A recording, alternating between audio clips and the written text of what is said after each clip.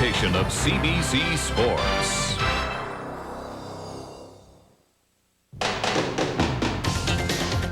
From Oregon, the Molson Auto Sports Series on Sports Weekend presents the 7th race of the IndyCar season, the Portland 200.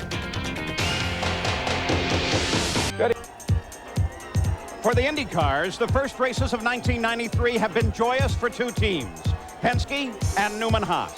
Each of their drivers have scored wins. All four are gathering points for the PPG Cup. But in a day of controversy 2 weeks ago at Detroit, that picture changed.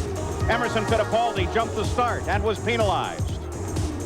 Then he crashed and ended his run under the tires. Emo's Penske teammate Paul Tracy was also black flagged and lost his bid at another win. Nigel Mansell's day was filled with confrontation. First in a heated fight with Stefan Johansson, where the Swede was the loser. Then Nigel got into the gray and bit the wall. All of that left the fight to teammates Danny Sullivan and Al Unser Jr. The last time these two met was a year ago. Fighting for the lead, they touched. Jr. spun and Danny won. It happened again at Detroit as Al tried to push past. He hit some cones and was black flagged as a result. What are you talking about? How can you do for knocking down a cone? The fight was over, and Danny Sullivan tasted victory for the first time in over a year, and another team had joined the fight. Now the IndyCars are at Portland International. 2 years ago, Michael Andretti jumped from the second row to take the lead on the start. Last year, it was a slight error here that nearly cost Bobby Rahal the IndyCar championship, as Michael took the race win in their season-long points battle. Portland is a pivot point in the championship fight. Any of these four men can leave here today with the points lead. But the front four will face two challenges, the track and 25 other skilled IndyCar drivers. With Mount Hood providing the backdrop, today it's the Budweiser G.I. Joe's 200. Welcome to Portland International Raceway, a beautiful natural terrain road course right on the edge of the Columbia River. I'm Paul Page, and this is ESPN's first coverage of the IndyCars for 1993. Our coverage will carry you right through the final race of the season, and the IndyCar champion will be crowned right here on ESPN. And who might that be? Well, best guess would be it should be Nigel Mansell. He is the points leader. He has been the points leader since the very first qualifying session this season. And since he is a road course master and we are in the midpoint of a series of road course runs, one would presume this is a time that he ought to lengthen his lead. But that's not happening. He didn't finish at Detroit and allowed Raul Boesel to close to within 3 points of him. So Nigel Mansell, if he is going to be a champion in his rookie year, has a great deal ahead of him. Let's go to Gary Gerald. Well, Paul, despite that disappointment at Detroit, it has been a sensational season, and for the fourth time now, he starts from the pole position. The third time this year, he has Emerson Fittipaldi right alongside. And at Detroit, there was controversy about the start. Now, Nigel is strapped in, awaiting the command to start engines. Nigel, any concerns, any apprehensions about this start with your good friend Emerson alongside today? No, not really. As far as I'm concerned, if everybody is professional and as they should be, the pole man sets the pace, and then when we come up to the start, we start racing. The only problem that's happened on a few starts is that people start racing before the start and finish line. And the rule book is very clear on this. So Nigel is the man who will set the pace from the pole. He knows it. He will be in command. Now let's check back another row here on the starting grid as we go to our colleague Jan Beekes.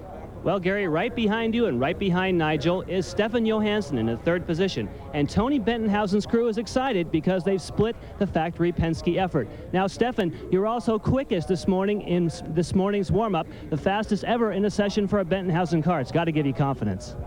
Yeah, the car was running real good this morning. We had full tanks. It was a pretty accurate indication, I think.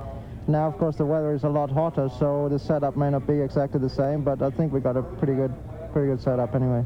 Stefan Johansson standing by and looking for that first IndyCar victory. Paul? So just some of the great stories that we have here for our first ESPN broadcast of the IndyCars this season. We're moving down toward the start of the engines.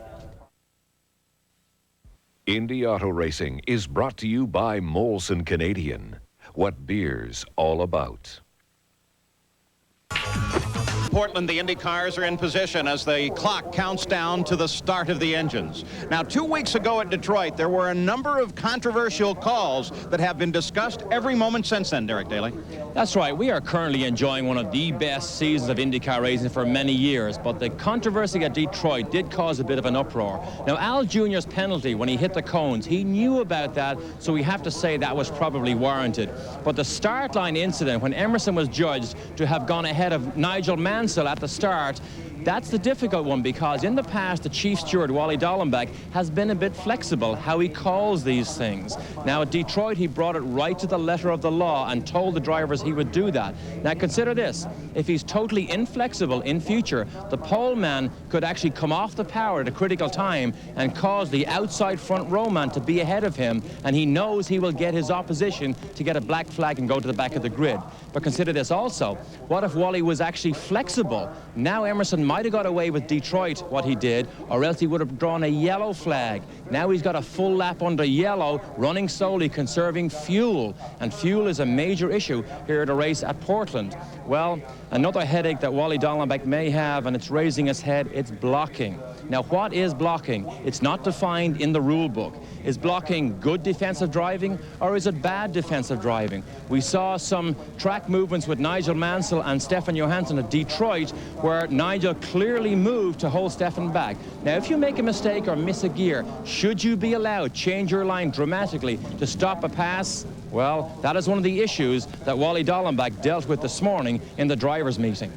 Apparently an extensive conversation on both the starts and blocking. So when Chief Steward Wally Dallenbach came out of the meeting, we asked him what the discussion was. Well, it was discussed at the drivers' meeting that blocking is a concern of the drivers, and there's a thin line between defending your line and blocking, and it was pretty much agreed that defending your line is a situation, whereas if you're going into a right turn and you go to the right to protect your turn, you know, that's fair. If it becomes a situation where you do that and then go back to the left, that's the second act. It's the second and third acts is what we're going to watch today. If this occurs, the driver will receive a rolled black flag pointed to him that he's on call, he's going to be watched. If it persists, the black flag will be used and he'll receive a black flag for a stop-and-go penalty, which will put him out of sequence with that situation. Of course, Wally Dallenbach, a former IndyCar driver of great competence. That was not the only discussion that was held. Jan Beekes, they also talked a lot about the starting procedure. That's right, Paul, and there has not been a rule change, but there's been a responsibility change. And that is that now the rules say, as they always have, that the pole sitter should cross the start line first. That has not changed. What has changed, the responsibility is no longer the chief steward's, it is the starter. So as the starter sees them come to the line, if he throws the green flag, it is a start. There will be no penalties. So everyone will be jockeying for position. If they see a green, they know they got away with it. So the Indy cars now sitting ready with some controversy still lingering and much to be discussed throughout the afternoon here in Portland. Drivers, start your engines. All right.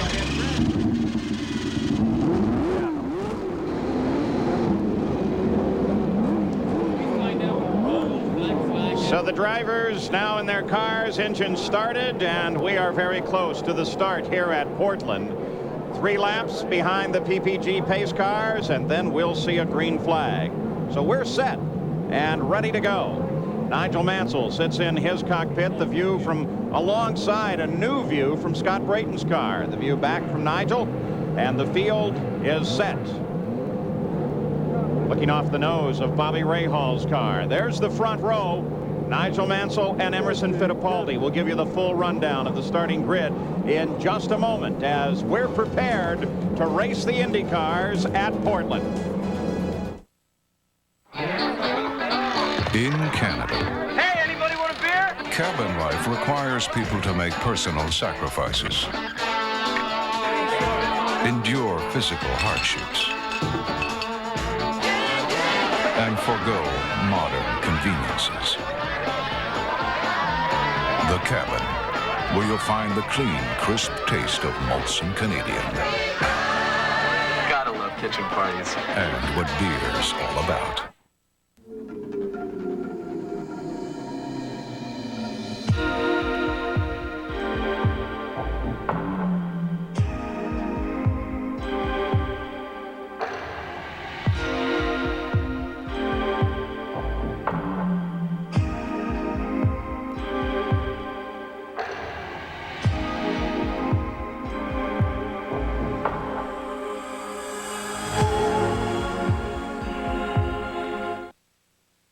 Last year in Brandon, Ted Noose was worried about walking again. Later in Calgary, he was wondering how to spend 50 grand. From Brandon, Manitoba, the Budweiser Pro Rodeo Series, next Saturday on CBC Sports. In the years the Indy cars have been coming here to Portland, we've watched so much growth in the downtown area, especially along the river. Many of us went down last night and spent a beautiful time in downtown Portland. So now, let's take a look at how the cars are ready to line up for the Budweiser G.I. Joe's 200. 29 cars here, and here is a look at the starting grid. On the pole, it's Nigel Mansell, the 4th pole of the season for the PPG points leader, alongside Emerson Fittipaldi, the winner of last month's Indianapolis 500. In row 2 to the inside is Stefan Johansson, the best start ever for the sophomore from Sweden. And Paul Tracy is alongside the winner at Long Beach in April. In the 3rd row, Mario Andretti, a back-to-back winner here in 85 and 86. And Mark Smith, an astonishing qualifying run for the Oregon native. In the 4th row, it's Teo Fabi, who has never run worse than 7th here at Portland. And Danny Sullivan, the winner of that thriller in Detroit 2 weeks ago. In row 5, it's Al Unser Jr. His first career win came here in 1984. And Robbie Gordon, who ran 3rd in the season opener at Australia. The 6th row is Raul Boisel, has 3 runner-up efforts this season. And Mike Groff, who out-qualified his boss, Bobby Rahal. In the 7th row, Willie T. Ribbs, who had a strong run 2 weeks ago in Detroit. And Ari Leyendijk, who finished 2nd here in 88. In the 8th row, it's Bobby Rahal and Scott Goodyear. Row 9, Roberto Guerrero and Brian Till. In row number 10, Scott Brayton and Hiro Matsushita. Row 11, Olivier Briard and Jimmy Vasser. In the 12th row, it's David Kudrave and Kevin Kogan. Row 13, Lynn St. James and Ross Bentley. Row 14, Marco Greco and Johnny Unser. And in the 15th row, Jeff Wood. All of the cars cleared the start line cleanly, and they are on their parade laps. The fans all been given handkerchiefs to wave at the cars as they go by the promoters here, the Global Events Group in Portland. The track itself, the first time that we see the Indy cars on a natural terrain road course this year. Officially, it's 9 turns here, but when you add the new festival curves, it actually brings it up to 12 turns in less than 2 miles, which means the drivers are very, very busy here. Here's a look at the new chicane. It brings the cars down to first gear, 35 miles an hour before you head off into the infield section full of double apex corners. Now, the hard acceleration onto the front and back straight here at Portland is what makes these cars use enormous amounts of fuel. The legitimate parking or overtaking area, it's at the end of the front straight here. It's very wide. There's plenty of room. So the cars continue to circulate around this track. We take a look at some of the onboard cameras on Scott Brayton's left side pod. This camera mounted. A new view for us in the Indy cars. The look back from Nigel Mansell. As the Penske team lines up alongside and behind, Bobby Rahal's nose cam, perhaps the most realistic view of what the driver actually experiences. And Danny Sullivan, as you look him right in the eye as he scrubs the tires, twisting the wheel back and forth.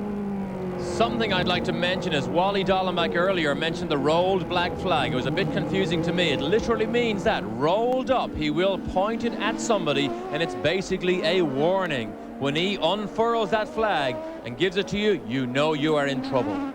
So the field now behind the pace car. Let's go down toward the chicane area and Gary Gerald. Paul, this is the second year that they've incorporated what they call these festival turns or corners down here, and this is the excitement place. It is the place to pass, and now the field bunching up, this time coming by in parade formation for the final time. Next time it'll be all business. They'll be trying to battle for position, and remember, with a super wide front straightaway, it all funnels down to this very sharp right-hander, then back to the left. There's also a surface change, asphalt to concrete that's very slippery, back to asphalt. It should be very exciting. The next time we see them, it'll all be business. Now let's go to Jan Beekes. Well, Gary, there's a lot of action in the first turn, but there's always a lot of action in the pits. This is one of those races where there's a very small fuel pit window. In other words, you must pit lap 32 or lap 33. Now, the Chevrolets are in a little bit of fuel trouble here. They have to be careful, have to lean down the engines. The Fords don't seem to have a problem. Could be interesting strategy at the front. Paul? Always has been a real consideration how the fuel is handled here on this track. Nigel Mansell, as we take a look at his challenge along with the 28 others, 102 laps, 199 miles, just barely 199. And Michael Andretti now in F1, the winner last year. And of course, Jan Beekes already indicated that the fuel window is very, very narrow indeed here. Doesn't allow any opportunity for a mistake. The temperature continues to climb. It's bright and sunny over the track. There is a possibility of rain, though the possibility was stronger in the morning. This track has been incredibly lucky for being located in the Pacific Northwest. They've gotten away with very little rain. In fact, it only rained in the entire history of the event on one afternoon practice session. So, Derek, now they line up. They take a look at the final turn, and the field in pretty good alignment here, but of course they're going to be thinking about the start. And Emerson will be a bit gun-shy here, but look at this. Mansell gets a little jump. Now, he knows he has to lead. Emerson will be a bit gun-shy. Oh, Mansell takes a run at it. So Nigel Mansell begins to throttle up coming off the quarter. The green flag comes out. They head down for that chicane as they begin to spread out. Bobby Rahal took an interesting line to the inside, well back in the field. The rest of the field coming through, three abreast in one area. Very tight in this section of the race course. The accordion down and everyone is through clean as Nigel Mansell pulls out into the lead, followed by Fittipaldi, Stefan Johansson, and Paul Tracy. Mansell taking advantage of a good start, now pulls a little bit away from Fittipaldi. Well, he took advantage of pulling the wool over Emerson's eyes there. You see Mansell gets sideways. These tires are still not warm. But Mansell was not going to wait for anybody. As soon as he came round, turn 9, he gave it all the power he had, and he was gone. There was no argument there that the pole sitter was going to lead the first lap. Evenly spaced first, second, and third. Mansell, Fittipaldi, and Johansson. Paul Tracy is sitting in fourth place right now. As they come onto the start-finish straight for the first time, Mario Andretti sits back in fifth. Johansson is in third place there. Jan mentioned it earlier. He had a tremendous run in the warm-up this morning, legitimately with that car full of fuel. Stefan knows that the Penske car is the best here this afternoon, or possibly one of the best, and he's quite prepared to bide his time here and let the race sort itself out, particularly in these early laps. Derek, what about development between the Penske cars in the Penske team and the Penske driven by Johansson? Does he get help from the Penske organization? He does get help, but believe it or not, they actually work separately. Tom Brown, who is one of the designers of the Penske car, works with Tony Bettenhausen. They work on their own tricks that Johansson likes. For example, he has a different rear suspension geometry, slightly altered from the factory cars, but he has a different rear suspension anti-roll bar because Johansson likes a stiffer rear end. They had to go and make one for him specifically because he liked it, so they do go their own way. But obviously you can see the performance of the factory cars and the private cars are very close. On the start-finish straight again, evenly spaced. Got a glimpse of Paul Tracy there as he closes on Johansson, who closes on Fittipaldi. The three Penske cars right together. And turn after turn, Johansson has been able to close a little bit. Under braking, he closes. You see Mansell just ahead. Mansell has watched these Penskes all through the weekend because he sees himself in the Lola, and then this big Penske attack comes all the time. I think the feeling is that as the race goes on, the Lola on full fuel becomes more difficult to handle. That is one of the things I personally going to watch for as this race begins to unfold. Fifth place is Mario Andretti.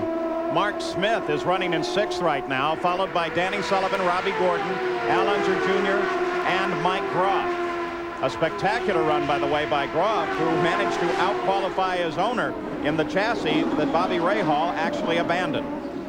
Here's Mark Smith. All his friends, all his neighbors, all his family, everybody is here to watch him this afternoon. It was a tremendous performance to drag this car up to sixth place on the grid. And really, for a rookie who has so little experience racing these cars, probably one of the biggest benefits he had with this new team was they did so much winter testing, and really it's showing its benefits now. On board Danny Sullivan, that's Mark Smith just ahead as they battle for sixth place. Smith is able to pull ahead just a bit. Robbie Gordon is just behind Sullivan. Moisture on the lens there. Could be a light shower in the area, or could be something off the car in front of him. What do you think? Well, I don't know. That is rain. I'm sure that is rain because he is too far behind Mark Smith for that just to be moisture coming out of him. It rained earlier today during one of the race, but it looks like there's small amounts of rain on that infield section. So we'll keep an eye on that, though. Obviously, it is sunshiny over most of this race course, and it is not uncommon in this area of the country for you to have just almost a single cloud move overhead, drop a few drops of water, and then move on. Let's hope that's the case here today. The indication over on the front side of the track, in the pit area here on the pit straight, is that it's sunshiny, clear, and no rain whatsoever. So here's the freight train. Look at Danny Sullivan behind him. Robbie Gordon right behind him, so he's going to fill his mirrors. Then Al Unser Jr. Never that worried about qualifying, but always a threat in the races. So there is a report from some of the corner workers now of fluid coming out of the back of car 25, which of course is Mark Smith's car. So maybe in fact that's a miss from the back of the car, though, as you pointed out, Gary. He's a long way ahead of Danny Sullivan for that to be getting on the camera itself. That's not from Mark Smith. Look how far ahead he is. But look, now we see blue sky here, but right outside our booth, when you look to the left, it is dark and gray. That is not from Mark Smith's car. That's not coming from Mark Smith because he was all the way around the corner at that point. Hopefully the kart observers aren't monitoring our radio and pull Mark Smith in for dropping fluid. But they are going to black flag Mark Smith for what they report as a spray. So we'll keep an eye. There it is on the back of his car. You're absolutely right. So as he comes down the start-finish straight here, Mark Smith will see the black flag, which will bring him into the pits so that the officials and his own crew can look the car over. And that's too bad because he's been running solidly in 6th place and closing on 5th place Mario Andretti. You're right now looking backwards from the leader, Nigel Mansell, 2nd place Fittipaldi. They maintain station here at the front of the field.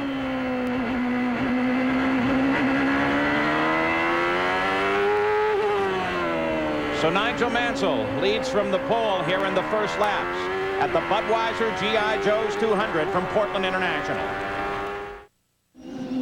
Back at the Budweiser G.I. Joe's 200, nothing has changed at the top of the order, with the exception of Mark Smith slowing on the backstretch. Let's get an update from Jan. Well, Paul, that liquid you saw does appear to be coming from Mark Smith's car, and now you just see them giving the sign that whatever it is, it's a terminal problem. They're investigating right now at the back of the car in the gearbox area. Mark had radioed in that he had hit a curb pretty hard and thought that may have affected the car. We can also see a lot of debris like grass or so on that maybe he did drop some wheels, and that is the effect. That's too bad for Mark Smith. He had a spectacular run both in the morning session and in qualifying, and so much is expected out of him in his IndyCar career. So we wish him well, hope it continues on. Back at the front of the field, the red number 5, Nigel Mansell, continues his lead. And for the time being, Derek, it seems that the Penske cars have decided to line up behind it. Yeah, Mansell's in control here. Fittipaldi, we see him just about 2 or 3 car lengths back, able to just sit there, and Johansson sits back behind him. Interesting, I spoke to Mansell after qualifying. I said, does this remind you of any Formula 1 track anywhere? And he said, no, it's such a unique track. He couldn't really say that it was like anything else, except maybe a bit like Brands Hatch, some of the corners. But he said it's so unique, particularly, he said, driving down the back straight. He said, when you can see Mount Hood, he said, where can you ever get such a setting like that on a racetrack? Looking back from Mansell's car, Fittipaldi, Johansson, and then Tracy as Robbie Gordon makes his move on Danny Sullivan, and Al Unser Jr. comes up to battle with Danny as well.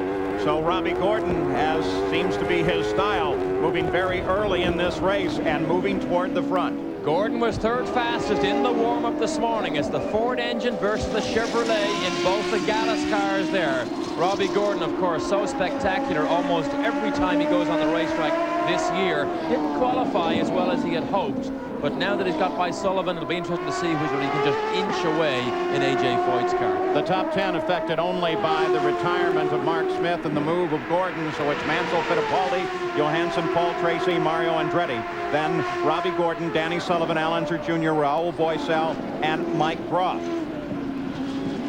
There's Boesel. You see Boesel's car. Again, not a man that ran as fast as we had expected because he'd been so good in the last 2 or 3 races. but Dick Simon going through a development phase with his own cars. We mentioned the Penske cars being developed by Tony Bettenhausen. Dick Simon's own engineers, Julian Robertson in particular, are aerodynamically testing and developing this car, and it is different to other cars in the pit lane. It's difficult to get a close-up look, but they actually have a winglet, which is like a small wing, which sits sideways in front of their radiator inlets, ducting air around the side pod, and hopefully making this car aerodynamically more efficient. Let's jump back 2 positions now and ride with Bobby Rahal. He runs 11. That is his teammate, his employee, such as it is, in front of him, Mike Groff. And this is an interesting comparison because Rahal, remember, started the year in the Rahal-Hogan chassis. Then they decided it needed more development, and if they were going to make a bid for the championship, they should move back into a Lola until that car was more fully developed. But that car, the Rahal-Hogan, is exactly what is being driven now by Mike Groff. So let's just ride with Rahal for a lap or 2 here and watch the closure, and also we can get an idea of the gear changes.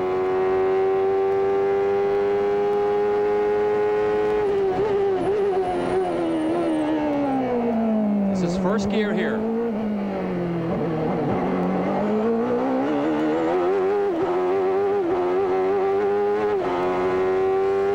Double apex right-hander. They're 100 miles an hour through here.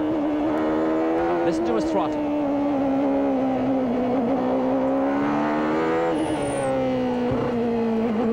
Same gear.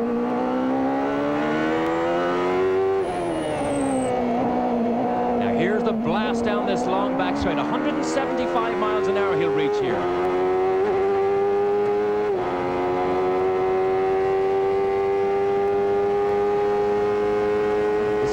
This S's. Right up over the curve.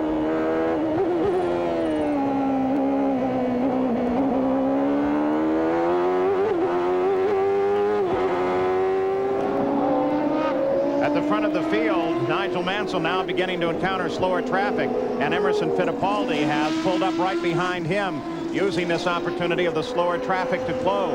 Now this is where Fittipaldi, of course, has an advantage, in that he is on a course. Look at him move outside of Nigel, lets him know he's there.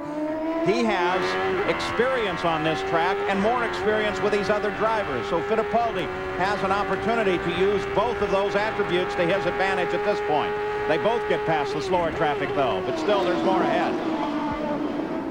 That was a good example of good defensive driving by Mansell. He never changed his line, but he drove straight to the apex. Therefore, Emerson had no chance to try and come down the inside while Mansell was slowed by that traffic, which attacked with Marco Greco. We'll keep an eye on this fight for the lead, but in the meantime, let's check in with Jan Beekes. Mark Smith is now out of the car. What was the problem, Mark? We lost our differential about 5 laps into the race. It's too bad for the Craftsman RC Aero car. We had a good weekend going and thought we could have a strong result in the race. Had to be real excited about that qualifying position, especially with all your friends and family here. Yeah, it's good to be able to perform well in front of the home crowd. So credit to the whole team, especially Gordon Kopic and Scott Miller and Mark Wida. They did a great job getting the car set up. We'll just get after it at Cleveland. Mark Smith out early, but a great run. 12 laps are complete here now. Danny Sullivan in 7th place, trying to hold off his teammate Al Unser Jr. He mentioned the name Gordon Kopic, a man I'm very familiar with. He was my engineer back in Formula One in 1981 when we struggled for half the season at least on the March F1 car. So Gordon Kopic still motivated to be an engineer, loves working with drivers making racing cars go faster. For the moment, this battle's static. We'll take a move back up toward the front of the field and take a look at the battle for the lead again, which remains unchanged, but now Fittipaldi is getting a little racy and beginning to pull up on Nigel Mansell from time to time, certainly to let him know that he's there, and further to threaten him as best he can. And you can see from the in-car cameras and from behind, it's very difficult to make passes on this infield section, and the straights are long enough, but the braking area is only in the front straight here. Is it wide enough and long enough? So it's actually quite difficult to make a pass here. Emerson Fittipaldi continues to run in second. An update, Gary Gerald? Paul, you indicated that Emo looks like he's feeling a little racy. That's what we hear from the radio conversation. The crew says Emo thinks his car is faster than Mansell's. Right now, he's content to hold that spot. They're also thinking about their first pit stop. They're scheduling lap 33 for the first of 2 expected stops today. They come up behind Lynn St. James. Gary Gerald, they've always talked about what a fuel race this can be. And the Ford engine seems to have gone a little further in terms of distance as they very carefully, all top three, move around Lynn St. James. And St. James cuts off Stefan Johansson. And here comes Paul Tracy closing right up on Johansson. In the space of 2 seconds, see what happens there when you come on lap traffic. Stefan tried to go with Emerson and then backed off, realizing that Lynn St. James may not see exactly where he is. And that was all Paul Tracy needed to try and make a pounce, but he wasn't quite close enough. Gary, what I was going to ask is whether or not the Chevy cars have a greater concern about fuel than the Ford cars. I don't think there's any question about it. That seems to be the case. In fact, I talked with Tom Wirtz briefly, who is with Nigel Mansell, of course. I said, in a perfect world, how many laps of yellow do you need to not have any fuel concerns? He says, we don't need any yellow today. So the Ford people at least talking real brave up here on top. But we also remember the fuel concerns they had in the season opener at Australia. It got very dicey in the last couple of laps.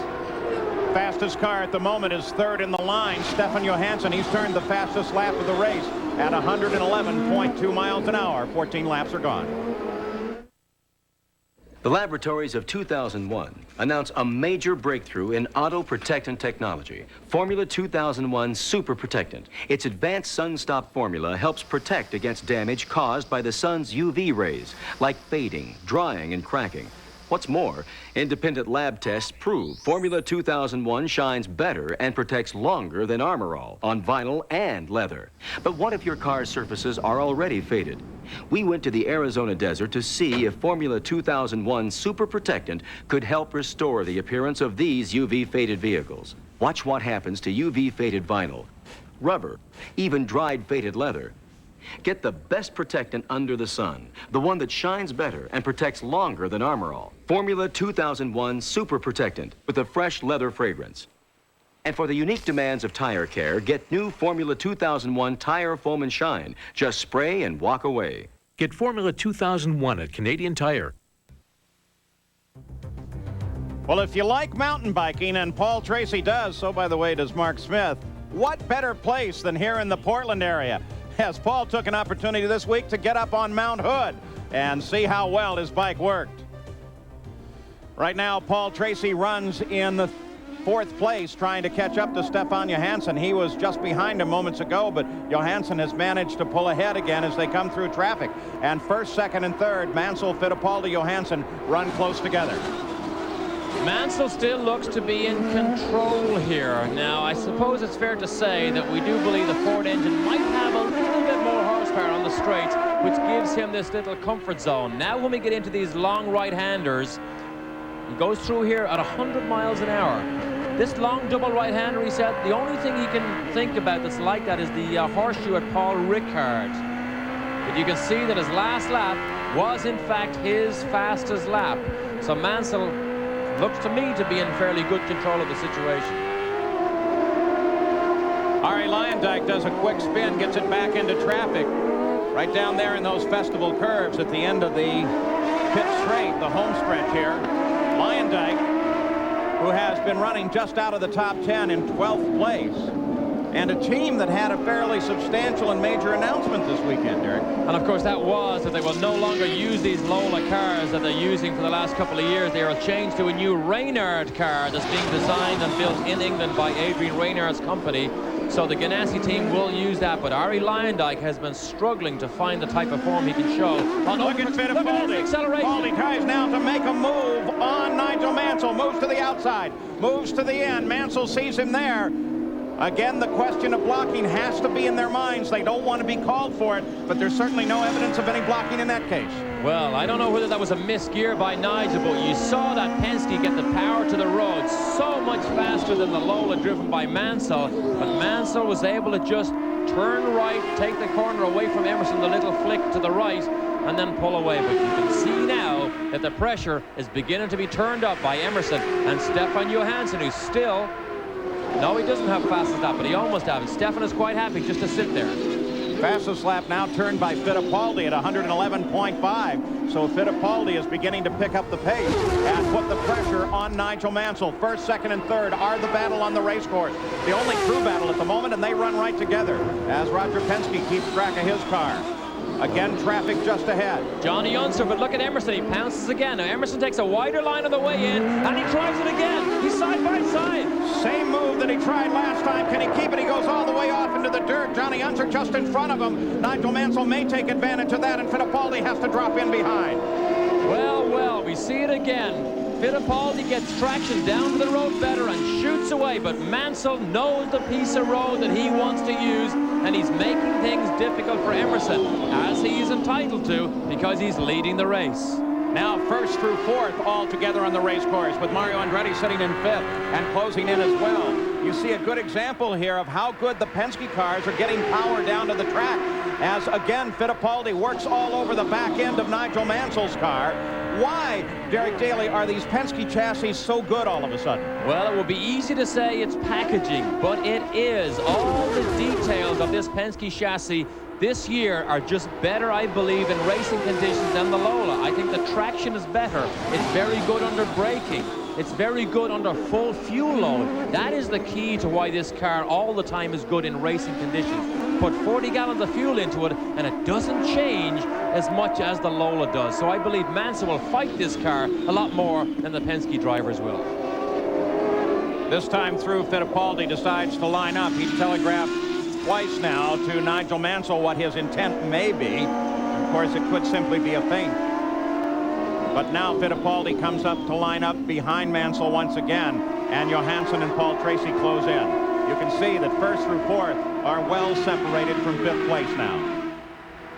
Emerson checks his mirror, sees where Stefan is. As long as Stefan Johansson is not making a charge on Fittipaldi, he can take his ideal wider racing lines to try and make another attack on Mansell. And now, of course, it's a four-car train with Tracy hanging on to the back of these first four. A furious battle at the front of the field once again, engaging traffic. That's Kevin Cogan, the 11 car that they come around. First time he has been on a road course since 1989, as he continues his recovery from serious injuries suffered in Indianapolis, but it's good to see Kevin back in a car. Jan Bikas, a comparison, Lola to Penske. Well, when Derek was talking about the packaging that the Penske car has, the technical description that people are talking about here is downforce to drag ratio. What that means is the Penske car makes a little more downforce for a given amount of drag. Now, we also mentioned, or Paul, you mentioned that you thought the Ford had a little more power. So what we're seeing is about equal speed down the straightaway, but the Penske car has a little more downforce, and that is why he's able to get the power down a little bit better. Fight continues at the front of the field. Fittipaldi took a look there for a second, dropped back, but still continues to chase Nigel Mansell, who has led now 21 laps of the 102-lap scheduled distance here. Lap 32 should be when they start to take a very hard look at getting into the pits. And once they do that, they have to make sure they get in very quickly. Paul Tracy looked to the inside of Stefan Johansson, then darts back to the outside. Here's where Stefan got stuck the last time, but it's Emerson that gets stuck this time. Look at Tracy.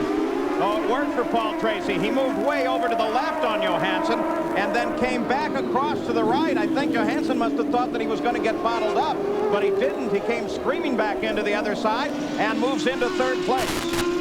And that is what you call seizing the moment. Sometimes the door is left open for a fraction of a second, and Paul Tracy just absolutely bolted through and takes the pass from Stefan Johansson.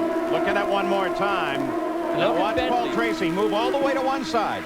Tells him he's there. Bentley moves aside, but now remember, Bentley can't drive off the racetrack, so he tries to stay out of everybody's way. Now Tracy is putting this pass together. Look how wide he is. Wide he is. Johansson slows down, and Tracy, using the traction of that Penske, just blows by him. So a change here at the top of the order as Paul Tracy gets around Stefan Johansson. It's Mansell, Fittipaldi, Tracy, and Johansson and Fittipaldi at the top of the field. We now have 23 laps complete in the Budweiser G.I. Joe's 200. Sure, I know a thing or two about tools. Yeah, I can be a bit rough on them. Hey, we're talking tools here, not toys. You want them to last, you gotta go to the experts. Sears has to work the way I want them to. You see this? Guaranteed for life. That goes for all Craftsman hand tools. And they back their power tools with service right from Sears. Show me another store that does all that.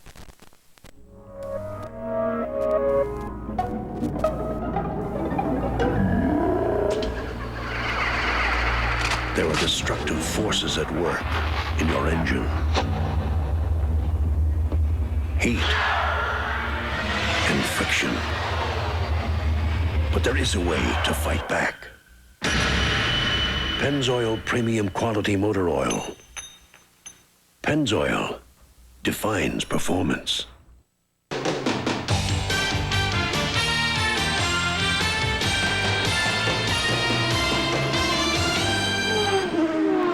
Back at the Budweiser G.I. Joe's 200, Nigel Mansell holds a slight lead over Emerson Fittipaldi. He has led right to the green flag. 24 laps are now complete. But you can see by the interval leaderboard that the entire front order, with the exception, of course, of Mario Andretti and Robbie Gordon, who are sitting back some distance, all right together on the course. Jan Vikas, you have an update. Well, Paul, after that exchange between Nigel Mansell and then also between Emerson Fittipaldi, when the two of them were dicing, Emerson has called in and complained of blocking. Now, you both described you didn't think it was blatant blocking, but remember, in lieu of what happened in the drivers' meeting, that all the drivers, if there's anything suspect, they will call in just in case, so that their crews will appeal to IndyCar, hoping maybe something would be done. So we know it's not flagrant, but all drivers will try anything for an advantage. Hey, talk about a team sport. Get the rest of the team in your corner here. We'll keep an eye on Mansell, Fittipaldi, and Tracy as Kevin Cogan's car being pushed back into the paddock area. And we'll get an update on why he is out. Kevin Cogan sitting on the edge of the wall. And now on board with Scott Brayton, this new angle, you can see how the steering arms are working on this car and the whole front suspension movement, but also take a look ahead at the sky. Yes. Clouds moving into the area. We mentioned those earlier on, but you're right. You see the suspension. That's the push rod activating the shock absorbers, which are up under the cowling on the front of the tub of this car. Now, just see how much movement there is in this. That actually is quite a bit, considering these cars are so stiffly sprung these days. But Scott Brayton broke his toe here earlier, jogging, trying to stay fit, jogging out of the hotel through some bushes, and stubbed his toe on a concrete block. So I don't think he's in too much pain, but I don't think he was that impressed. Fascinating view of how the front suspension members work. Perhaps in the future we can move it back even a little more, right until the crew says, okay, you've seen just about all we're going to let you see of our suspension. Let's watch as he goes into the curve. See that big jump for the suspension. Right here, which is the end of turn 8 and 9, he crashed on Friday with Roberto Guerrero. Guerrero was trying to avoid Matsushita, who spun. Guerrero backed off. Brayton didn't see the yellow flag and just plowed into the back of him. That's why you see a black nose cone on that car as opposed to... And Mansell was off the clean line with the good grip, locked up the brakes, and had no recourse except to sail through the chicane and catch. Now this is where it unfolded. Look at this. Mansell moves to the inside. He's entitled to do that. He's not changing his line. Emerson goes down the outside. Now Mansell is on the gray. That's it. He locks up the rear brakes, catches the marker cone. Now watch his hand. Look at his hand. Look. He's saying to the official, get rid of that marker cone as soon as possible. I'm out of here. Now where do they have to stop, Paul? At the stop sign or just stop? Somewhere within there, there's supposed to be a 10-second interval, and that's what I was questioning in my own mind. The IndyCar control is saying that he was there long enough to account for that. Jan Vikas, you were listening to that discussion in the drivers' meeting this morning. Yes, Paul, what the determination is that you have to be there between 7 and 10 seconds because they time the cars going through the complex. That's how long it takes. You don't have to stop specifically at that stop. So as long as he was there, as IndyCar is saying, for between 7 and 10 seconds, he should be okay. And while they were taking the cone out, that time elapsed, so they said, go ahead. This is the onboard camera view, same path. Okay, Emerson goes down the outside. Now Nigel locks the rears. See that? He's out of control. Emerson goes through the corner, and Nigel has to stop. And that mistake cost Mansell, in terms of real race course time, 8.5 seconds, and dropped him back into 4th place. His teammate Mario Andretti is the next in the line behind him. You see Mansell now runs all alone. And this has given a very definite advantage as we complete lap 29 to Fittipaldi in terms of the fuel stop upcoming here in just a few laps.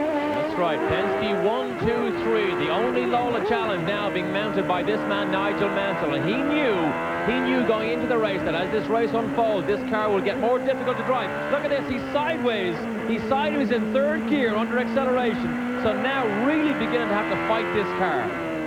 Fittipaldi has turned the fastest lap of the race now at 112.6 miles an hour.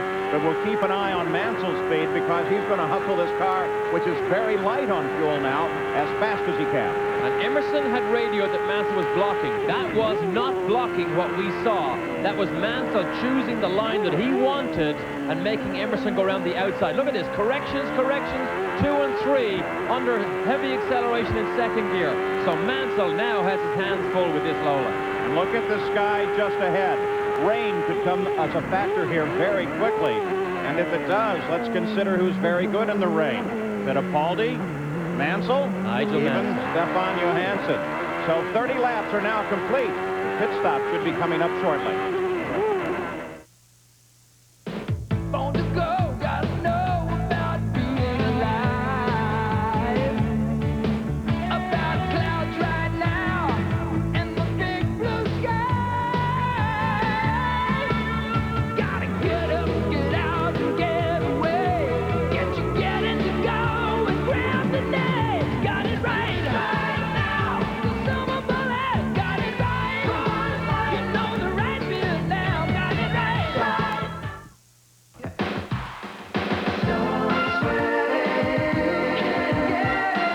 Right now, Mazda has air to spare with air conditioning or equivalent credit on 323, MX-3 Presidia and Protégé, the sporty MX-6 Mystère, the stylish 626 Kronos, Canada's #1 selling import pickup truck, and the family-sized MPV.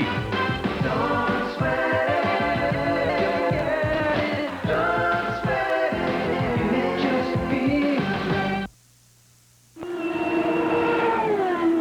The pit crews signaling up and down the line to their cars to come in, and here comes Paul Tracy. Jan Vikas is there.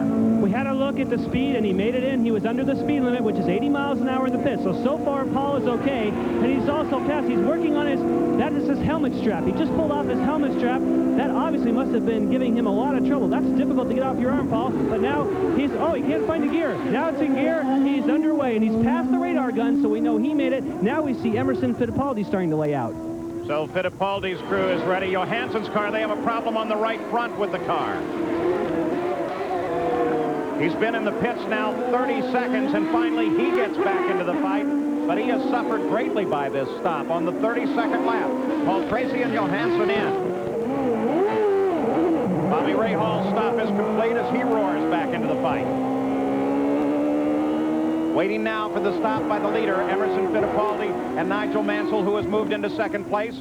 And here comes Fittipaldi, Jan. Emerson Fittipaldi on the way in. Again, we check the speed. He's okay also. That's a real concern here with the Penske crew. We don't see any changes taking place. It should be a standard.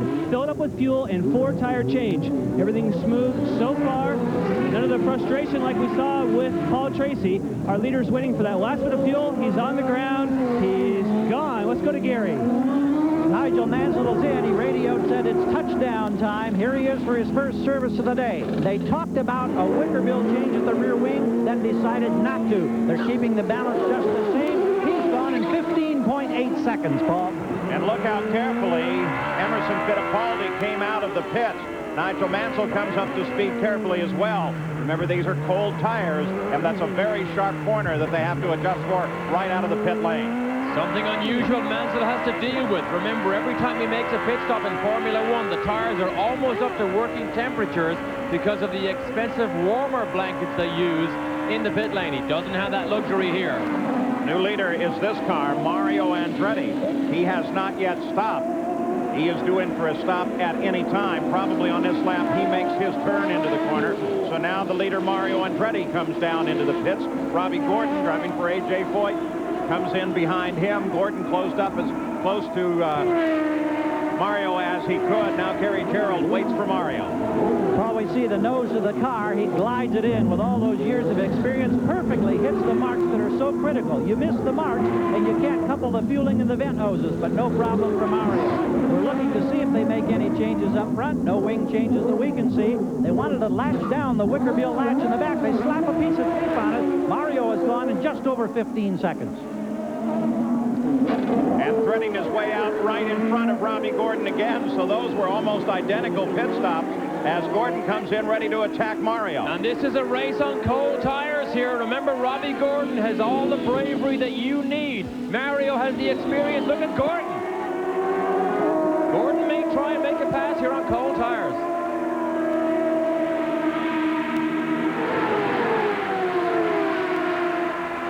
Back at the front of the field now. There's Mario as he continues his battle with Robbie Gordon just behind him. Gordon, who has had some spectacular runs thus far in the IndyCar, and should at just any time score his first victory as well. There are so many drivers, Gordon, Johansson among them, that are so ripe for a victory. You have to remember, the key to pit stops is not just the time that you spend stopped in the pit lane. It's how quickly you get in and how quickly you get out and complete that first lap on cold tires. That can make a big difference. There's Johansson behind Gordon, so he's trying to make up from his lengthy pit stop. Danny Sullivan picked up the lead of the race during these pit stops. Now he has completed his stop, going 35 laps before he has to. And so, as a result, he comes out behind this battle and is now joined by Stefan Johansson, with Fittipaldi reinstated as the leader of the race. Johansson is currently in 7th place. You see Sullivan, look, he's checking his mirrors to see who's behind him. You can see the sticker still on those tires, which we say sticker tires all the time. That literally means Goodyear have their own white stickers on the tires designating that they are in fact new and with a code number. That's what we use. That's what we use the slang term sticker tires. That's what we mean by that. So several things have happened. Here is Lynn St. James, local favorite because of her Nike sponsorship. Nike is headquartered here in Portland. Lynn St. James getting her service from the Dick Simon crew. Now, let's consider things that have happened. Johansson had an incredibly long pit stop, nearly 33 seconds. That put him back in the order. He runs in 7th. And Mansell ran straight off the end of the front stretch in his battle with Fittipaldi. That put him behind, and he sits now in 3rd place. So the order is Fittipaldi in the lead, followed by Paul Tracy, Nigel Mansell, Mario Andretti, Robbie Gordon, and Stefan Johansson. So here is a battle for 5th place as Johansson takes a hard look at Robbie Gordon. You see Lynn St. James pulls aside, lets the battle go ahead, but Olivia Grillard in the Regency racing car hanging on to Stefan Johansson there. But Gordon's man that he wants to pass is Mario. That's the battle here for 4th place. Robbie Gordon driving for A.J. Foyt. A.J. helping him every chance he can get. Robbie having the opportunity to take advantage of Foyt's vast knowledge of the IndyCars. The grand champion, the winningest driver ever in the sport. Now, Robbie Gordon obviously is very much in a learning mode this year. Nigel Mansell takes different lines to most people here. Mike Cranifus took Robbie Gordon by the hand up to the festival curve, sat him down on the grandstand and said, look, watch Mansell. He does things differently. And the next day, Robbie Gordon was doing it just like Mansell. But Johansson is running slowly on the back straight. Johansson comes totally off the pace. Gary Gerald, do you know what it is? Well, we're standing by. Tony Bentonhausen, Paul Diatlovich, the entire crew huddling here. The problem on the pit stop was a malfunctioning air jack. That's going to be critical on their next anticipated stop. But now apparently there's a new problem. And I'm not sure that anybody is certain of just what that problem is. Tony, do you have any idea what the problem is at the moment? Yeah, he's lost some gears in the gearbox. Something's happened inside the transmission, so. All right, thank you, Tony. Car's in now, Paul. They jump on it, but this could be a serious problem. Now they've shut off the engine. As they reach for the cowling on Stefan Johansson's car, it is still Emerson Fittipaldi in the number 4 car in front, being chased by his teammate, Paul Tracy, and Nigel Mansell. It's a working man's league, chock full of players who aren't making much more money than a lot of average working people. Being able to watch the games from the sidelines is it's a real kick because you get to see things that you don't see from the press box I've seen players cry, I've seen players laugh, I've seen them shriek in agony, and through all of that, they're still approachable. I like all that because, basically, as a journalist, I'm a nosy kind of guy.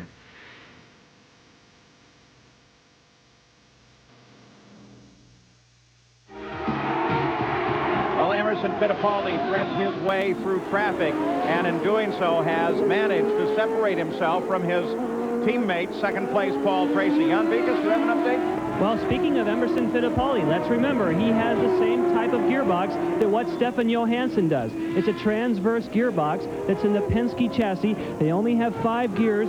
It's transverse means it's mounted longitudinally. What that means is sideways, and therefore it's more aerodynamic. So obviously Roger Penske and the Penske crew must be concerned because Portland is known for being hard on gearboxes. Well, you saw the man who suffered most from it, which is Stefan Johansson, who is now out of the car. And of course, one of the more unique features of that gearbox is the fact that it is sequential. Just like a motorcycle, you go one forward for first gear, and then you keep pulling the lever back for second, third, fourth, and fifth. It makes for a faster gear change, and of course, a faster gear change means that you're on the power earlier and faster. You go faster down the straight. You know, when you talk about doing that, though, there are occasions when you may want to go, say, 6 to 4. There are times when under heavy braking you might do that. How would you handle it in that gearbox? Does it change so fast that it works for you? You still have to hit it twice. If you want to go down 2 gears or 3 gears, you have to hit it once, twice, or 3 times. Well, Stefan Johansson has suffered from his gearbox. Here's Gary Gerald. Stefan, we know it was the gearbox problem. Had you not had that problem, did you think you had enough muscle that you could win this race? It was going to be marginal. I think it was the question of, you know, coming down to the laps at the end of the race with the fuel mileage and so on, because it was running green all the time out there, and I was running real conservative on the fuel just to be able to attack hard at the end of the race. So, you know, I just wanted to stay close enough to the leaders to be able to attack in the last 20 laps of the race. Now, you had a problem on the pit stop with an air jack, I guess, that malfunctioned, so it kind of comes raining and pouring here all at once. Yeah, you know, it's... I hope it's going to change one of these days. We hope so, too. A terrific qualifying effort. We wish you well in Cleveland in a couple of weeks. Stefan Johansson. Boy, what a tough one, Paul. And the second time this year that he suffered from that. He had a gearbox failure at Phoenix just before the halfway point. Mario Andretti with Robbie Gordon now closing in just behind him. Gordon has come up from time to time to the back of the car, and this now looks like a very serious fight with Al Unser Jr. coming up, beginning to challenge Gordon. So it's a 3-way battle for 4th place. Al Jr. very good in these chasing situations. Robbie Gordon knows that. See the way Gordon moves to the right side of the track under braking. Al Jr. has to take the wide line. But Robbie Gordon will have his hands full trying to fend off Al Jr. Ford versus Chevrolet. On part of the track, the report is rain. So now this sends a whole new factor into this race. What will they do? Stay on these tires, which are very difficult, or go to this kind of tire? Go to a full rain tire compound, which if the course is dry in some areas, wet in the others, could wear down very quickly. Well, it could, and the decision is going to be ultimately with the driver. If he thinks he can handle the rain on slick tires, go for it. The biggest problem is it is so dicey and so dangerous and so difficult sometimes that you can fly off the road, and then all chance of a good result is gone. Now, it's not raining on the front straight here by our booth, but it is raining out on the back section, just like it did in a race earlier today. So keeping an eye on this battle and keeping an eye on the clouds as well, as Robbie Gordon in the Copenhagen car makes a move to the inside. And look at him lose the back end there. That is one of the places where rain has been reported, and it's very slick through there. You can see a drop of rain now, a second one on the camera. So now Robbie Gordon lines up looking for an open room alongside of Mario Andretti. He closes in. And when youth and bravery get into rainy, difficult situations and conditions, they often win out. Experienced, oh, you can see the rain now in our camera lens, very slippery. But youth and bravery very often makes very fast racing cars when it rains. And now Al Unser Jr. also challenging Robbie Gordon. Jan Vikas, what about the strategy involving rain tires versus slicks? As Al Unser Jr., by the way, moves to the inside, tries to get alongside Gordon, but can't do it. Go ahead, Jan. Well, we checked with Emerson Fittipaldi's crew, and they're leaving it up to Emerson, just like Derek was saying. The responsibility does lie on the driver. They feel we'll have heavy rain here, but only for a brief moment. They're willing to put on the rain tires and then go back to the slicks. They feel that will still play okay into the fuel mileage versus pit window. So they're ready here with the rain tires. They'll be Emerson's choice, and just like you said, it'll be experience that makes the difference here, but ultimately the driver's choice. Robbie Gordon's battle through an area that continues to see sprinkles broken off for the moment in his fight with Mario Andretti as they work their way around Scott Brayton. But now, Bozell is even there. closer from Bozell, closing on Al Unser Jr. And take a look at this. This is Brayton's car. The middle of this fight shows you how much water is truly out there. Well, it is raining now in the infield section. Brayton moves out of the way. That was Al Unser Jr. that went by with Robbie Gordon. But it is raining on these infield corners, and Tracy, yes, it is Tracy that's the first one to make a pit stop. So Paul Tracy makes a move down toward the pit area. A change for rain tires, Jan Beekes. Paul Tracy was the first to go for rain tires. Now we know that he has had some contact with walls and off-course excursions. Paul Tracy is definitely one driver that does not want to take a chance on slipping off the road. 11.2 seconds, he's underway. Again, his speed is okay. Paul Tracy taking a chance because if it stops raining, those tires will burn up, Paul. They're laid out for Emerson Fittipaldi as well as we look at Bozell continuing his fight with Robbie Gordon. Al Unser Jr. was able to get around Gordon, and they continue to fight these cars on slick tires in the wet section of the course, what they call the festival curves, and then leading in third, fourth, fifth corner of this track. Now we'll see who's quickest. Al Jr. is on hot slicks, and Tracy is on wet weather tires. Oh, Fabi is off the road. Teo Fabi apparently drove it off the course as rain is coming down even harder now, and I would imagine that the rest of the field very shortly will make a decision to move over to the rain tires. And you can see Al Jr. on the slicks has managed to pass Paul Tracy, but the decision will have to be made very soon. You can see it's dry here, but in that infield section it will be very difficult on those slick tires if it's raining hard. And as with the small shower, thunder shower moving through the area, the wind over on the front straight has begun to pick up. In fact, some of the raindrops coming by almost horizontally here now on the front straightaway as the rain becomes a little more generalized. But as yet, only Paul Tracy has made the decision. You can see now the rain coming down fairly hard in some sections of the course. Raul Boisel has opted to head into the pits for rain tires. How soon will Fittipaldi make his move? I would guess he'd make it almost any time now. Well, Paul Tracy may get a big advantage here being the first man to stop, because if it rains hard, he will have the advantage, and Fittipaldi will run slowly on the rainy surface, but he still elects not to come into the pit lane. Fittipaldi stays out. Mansell is in second place. He is well back, though, from Fittipaldi. And for the time being, Mansell also decides to stay out. I wonder if Fittipaldi might be keen off of what Mansell does. I don't know, but Al Jr. has just made a pit stop. He's on wet weather tires, and Fittipaldi on hot slicks still has enough grip to fly by him. So Fittipaldi obviously believes at the moment the gamble is worth taking, that he should stay out, even though it's in unusual conditions. Look at the rain now in our camera lens. So Fittipaldi continues to stay out on these slick tires. Of course, he is a master in the rain, and for the moment, he is willing to take the opportunity to stay on the slicks. You got to look at a substantial difference in times there between his fastest lap and his last lap. Here comes Mario Andretti. Gary Gerald is waiting for him. Indeed, Paul, we have been here at pit out, and we've seen 10 cars go by with the wet tires. Mario now will be the 11th as they put the treaded tires on. Lynn St. James just goes by with the rain, so now half of the field are on rain tires. It continues to rain. The wind continues to blow here at the pit end as we go to Jan Beekes now further along pit road. We are standing by just behind you, Gary, as Emerson comes in just as Danny Sullivan goes out. Emerson rolls it in right on the marks. It was his call. As we talked about from the booth, he waited a little longer than anyone else. He wanted to see if maybe these clouds were going to go over and he might get lucky and it would dry up. All the tires are on. Very quick stops. 10.9 seconds. The reason is, Paul, not as much fuel had to come in. They can make quicker stops. So as Fittipaldi comes out, well ahead of him, Mansell came by. Mansell is still on dry tires. Most of the field now has moved over to slicks. Ride with Nigel Mansell and tell me, do you think it's rain out there? Well, now, what is Mansell going to do? He's the... Oh, big correction there under acceleration. You can see it's still raining. Our camera lens tries to clear that water away as much as possible.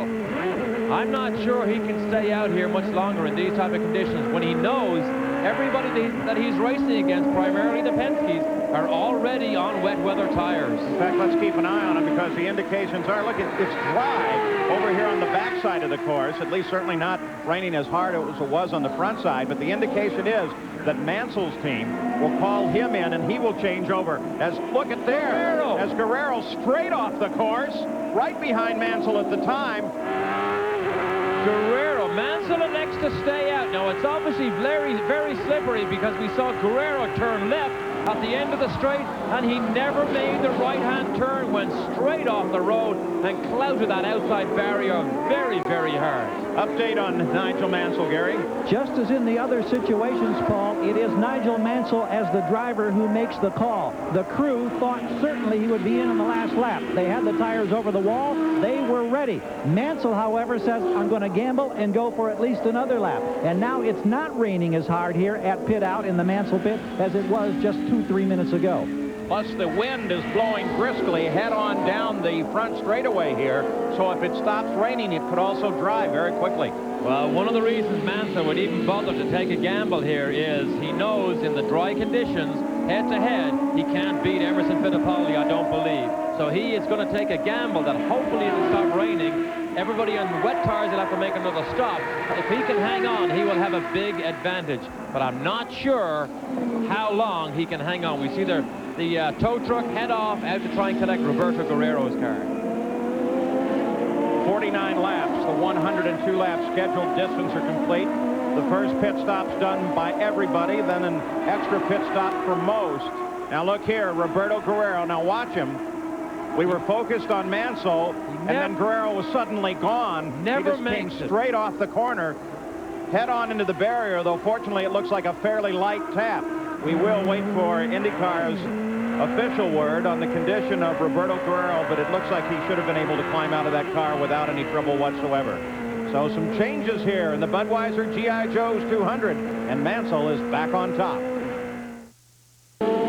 Back at the Budweiser G.I. Joe's 200, Nigel Mansell still on slick tires, has still opted not to come into the pits, tiptoes his way around the rest of the field and continues to lead. He is now 8.23 seconds ahead of second place Emerson Fittipaldi. But Fittipaldi has been closing down. Fittipaldi was 12 seconds behind just a few laps ago. Here are the lap leaders in this race thus far. Of course, back to Nigel Mansell at the front of the field. Okay, Nigel says the gamble is too much. Emerson, he knows, is on wets, and he's closing in on him much faster than he's comfortable with. So the gamble is too much. He's got to go for wet tires. Gary Gerald watches as Nigel Mansell pulls in. And as he comes down pit road and the crew awaits him, it rains harder now at this end of the pits than it has at any time. So he pushed it as far as he could. He was in the minority of those who hadn't gone to the wet tires. Now he makes that sacrifice. Still waiting to come off the jacks. Not a fast stop. Problems at the left rear. Now he's down. Still not away. 17.8 seconds, Paul. So Mansell makes his stop. There's another car, the #1 car of Bobby Rahal, who runs now in third, and he is still on his dry tires. Also, Ari Leyendijk is still on dry tires, but there's an indication of the difference of adhesion as Paul Tracy comes past Rahal. He does have reins. Well, I mean, Mansell now, having realized the gamble was too much, you'll probably see Bobby Rahal now head for the pit lane too, because he was probably going with the same reasons as Mansell was, that this car is not quick enough, but he can get a better result by going with the gamble. However, it looks like it's too much because this rain is not letting up. In fact, it's getting worse. Of course, with only an 8-second interval, Fittipaldi moved into the lead as Mansell moved in for his rain tires. And look at Rahal as now he uses even more of the circuit. Still on the dry tires. We'll keep an eye on Rahal. Rahal struggled here all weekend, only qualified 15th. I asked him, do you think this is a good or a bad car? He said all they need is test mileage. He has not had a single test day with this car. Look at he twitches sideways. He's not had a test day with this car since he replaced his RHO1 chassis at Milwaukee. Test time is all he says he needs to make this faster. Rahal continues to stay out, perhaps encouraged by the fact that he's able to stay in contact with second place Paul Tracy, despite the fact that Tracy is on his wet tire. Well, looking at our lap times here, there is only 1 mile-an-hour difference between the lap times of Tracy and Rahal. That is not a big difference. I'm surprised that Rahal on slicks has that amount of grip to even be able to keep Paul Tracy in sight. But look at this here. This is becoming a monsoon. Yeah, but remember that Rahal won in very heavy rain at the Meadowlands in 1989. Jan Beekes? Well, Paul, according to Bernie Marcus, who is Rahal's engineer, he says, hey, we're the fastest car on the racetrack right now, so there's no reason for us to pit. Bobby knows how to drive in these slick conditions, so we're going to leave him out there. There's no reason to come in. And we think these clouds are going to pass over, and this is the advantage that we've been looking for.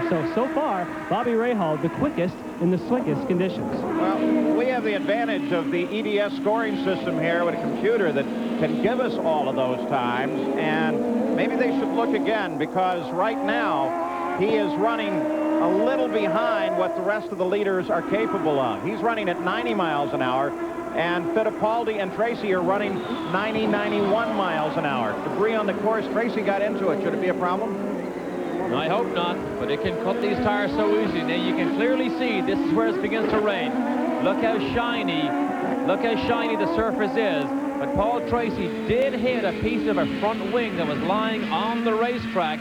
We're going to have a good look at the car. You can see some damage on the left front wing of Tracy's car. We might get a good close-up look of that. I don't think it's too serious. You can just see a black mark on the left front wing of Tracy's car. Oh, he gets her sideways under power. There you can clearly see the carbon fiber pieces broken that Tracy must have hit earlier. But if you're going to run over something, wouldn't you prefer to do it with the thicker tread on the rain tire? Well, ideally you prefer to try and avoid it, but you come across this stuff so fast you can't avoid it. You can't actually change your line when it's such a greasy condition like that, because you can easily spin. There's our first look at Mike Groff being chased by Paul Tracy. Mike Groff, of course, in Rahal, the Rahal Hogan chassis.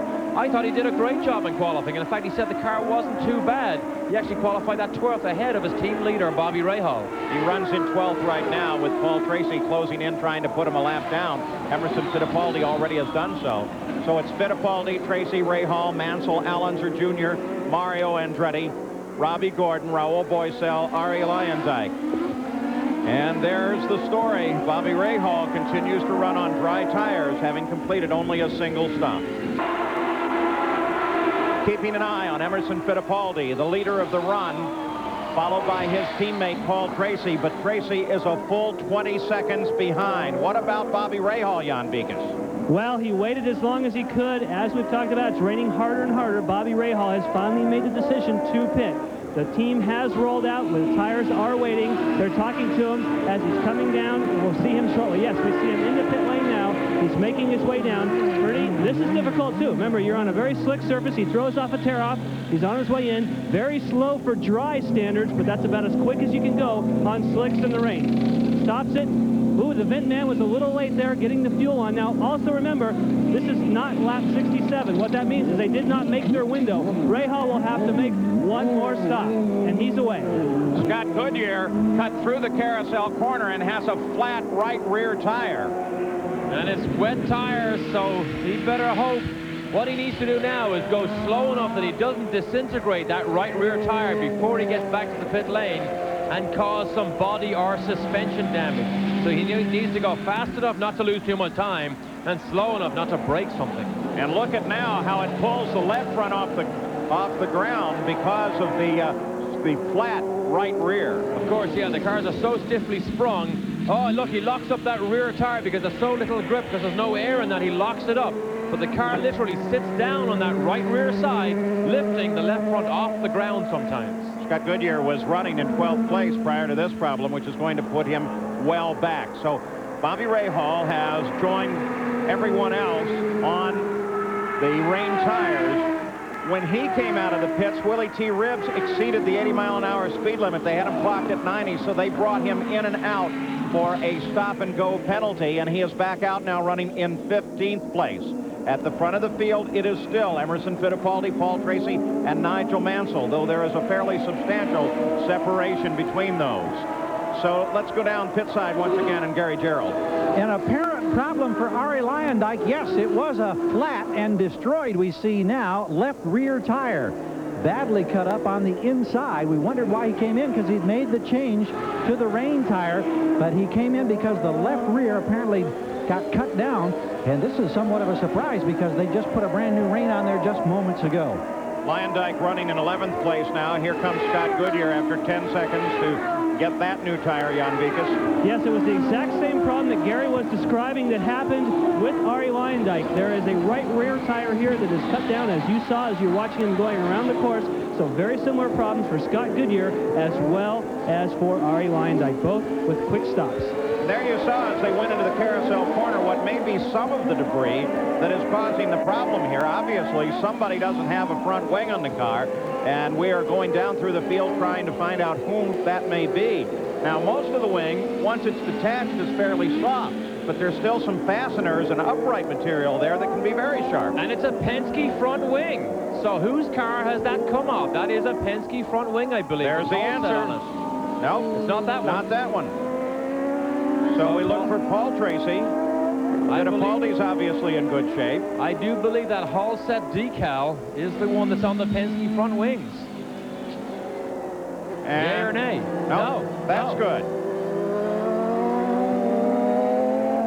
In fact, I think that's incorrect. They're actually Turbo Garrett, which you can just about read on Emerson. So let's look to see who has actually dropped that front wing off. And of course, it was at the chicane where too many cars get into too small an area sometimes. So they get the noses together. As a matter of fact, most of the teams this morning brought out extra entire nose assemblies, which include the front wings on the car, just in case of such a confrontation. So whoever may have had that problem may, in fact, by this time, already be back with a newly fitted nose and front wing assembly. Emerson Fittipaldi is the leader. Paul Tracy is second. Nigel Mansell third. Al Unser Jr. is fourth.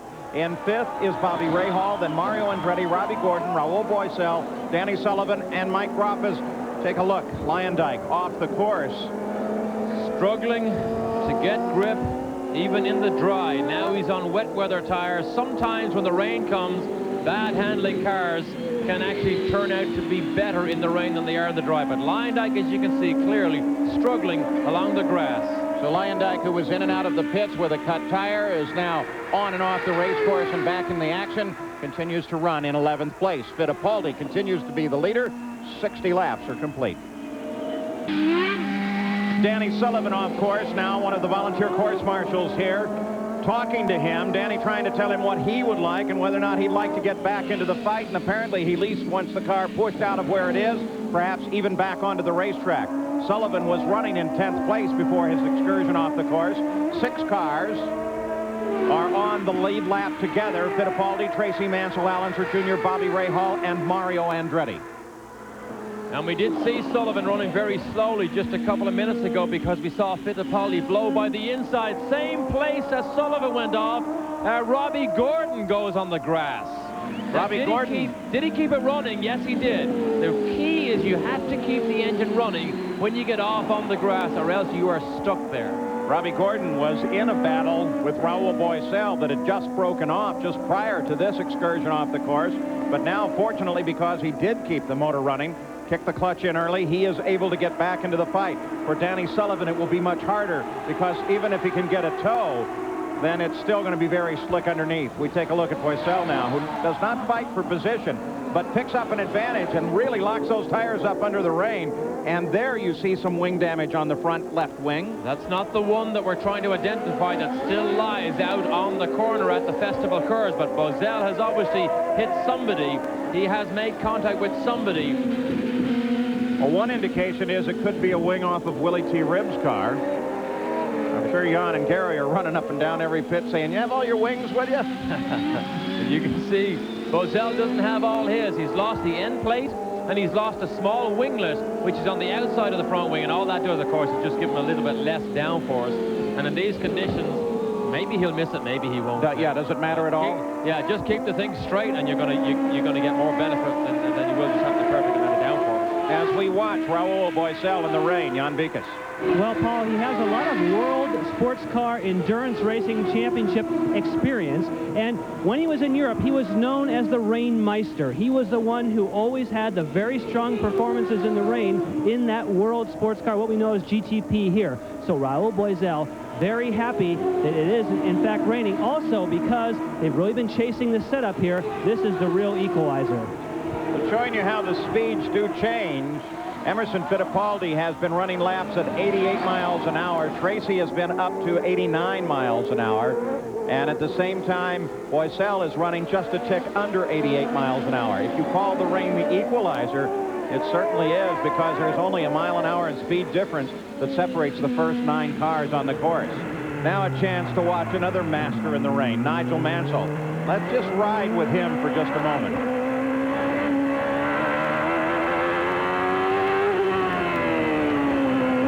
Driving in the rain requires a very delicate touch from the throttle. Just listen to how easy Mansell treats this car. See how gentle he is? Any correction?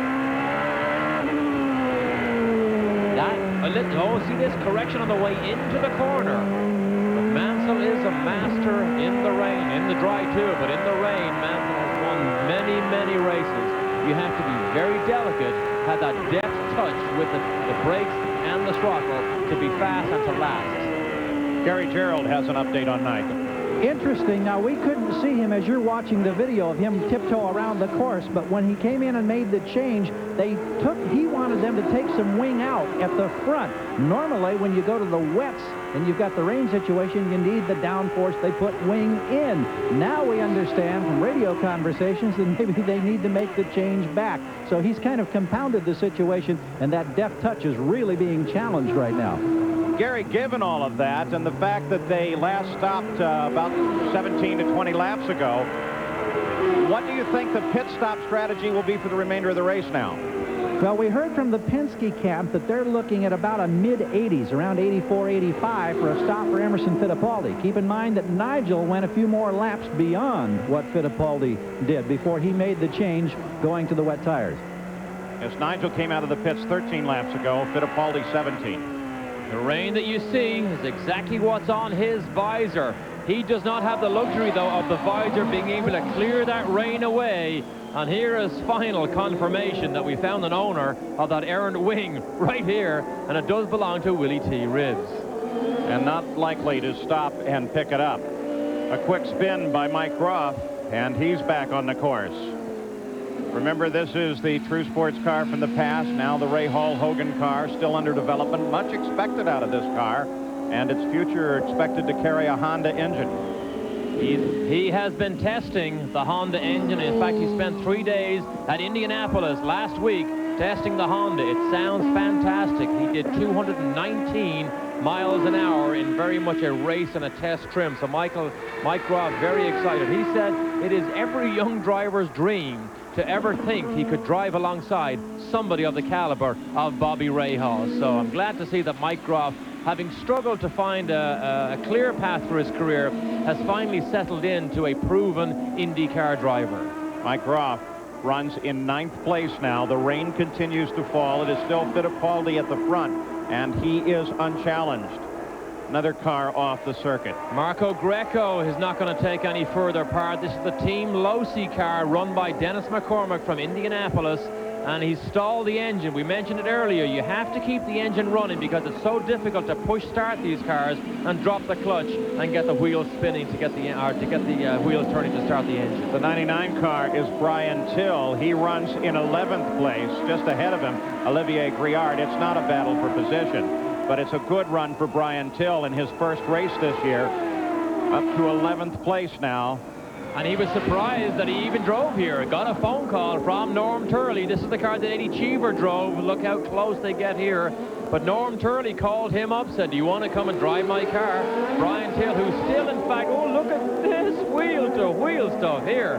But he's still working on his own Robco racing program to get back to IndyCars on a full-time basis for next season. Again, not a fight for position. Briard runs in 7th place, but it doesn't mean you can't have fun in the rain.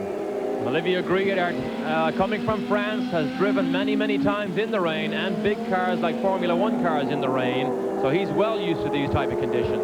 It's a Lola versus a Penske, followed by another Lola. Everyone being very careful now. No one truly in contact with one another for position. There is Paul Tracy. He runs in 2nd as he comes up behind Boissel. Boissel is in 7th. A lap behind the leaders of the race, and when Tracy gets around, he goes even further back. So 67 laps are now complete. The rain continues to fall, but it has brightened just a little bit over on the pit straight.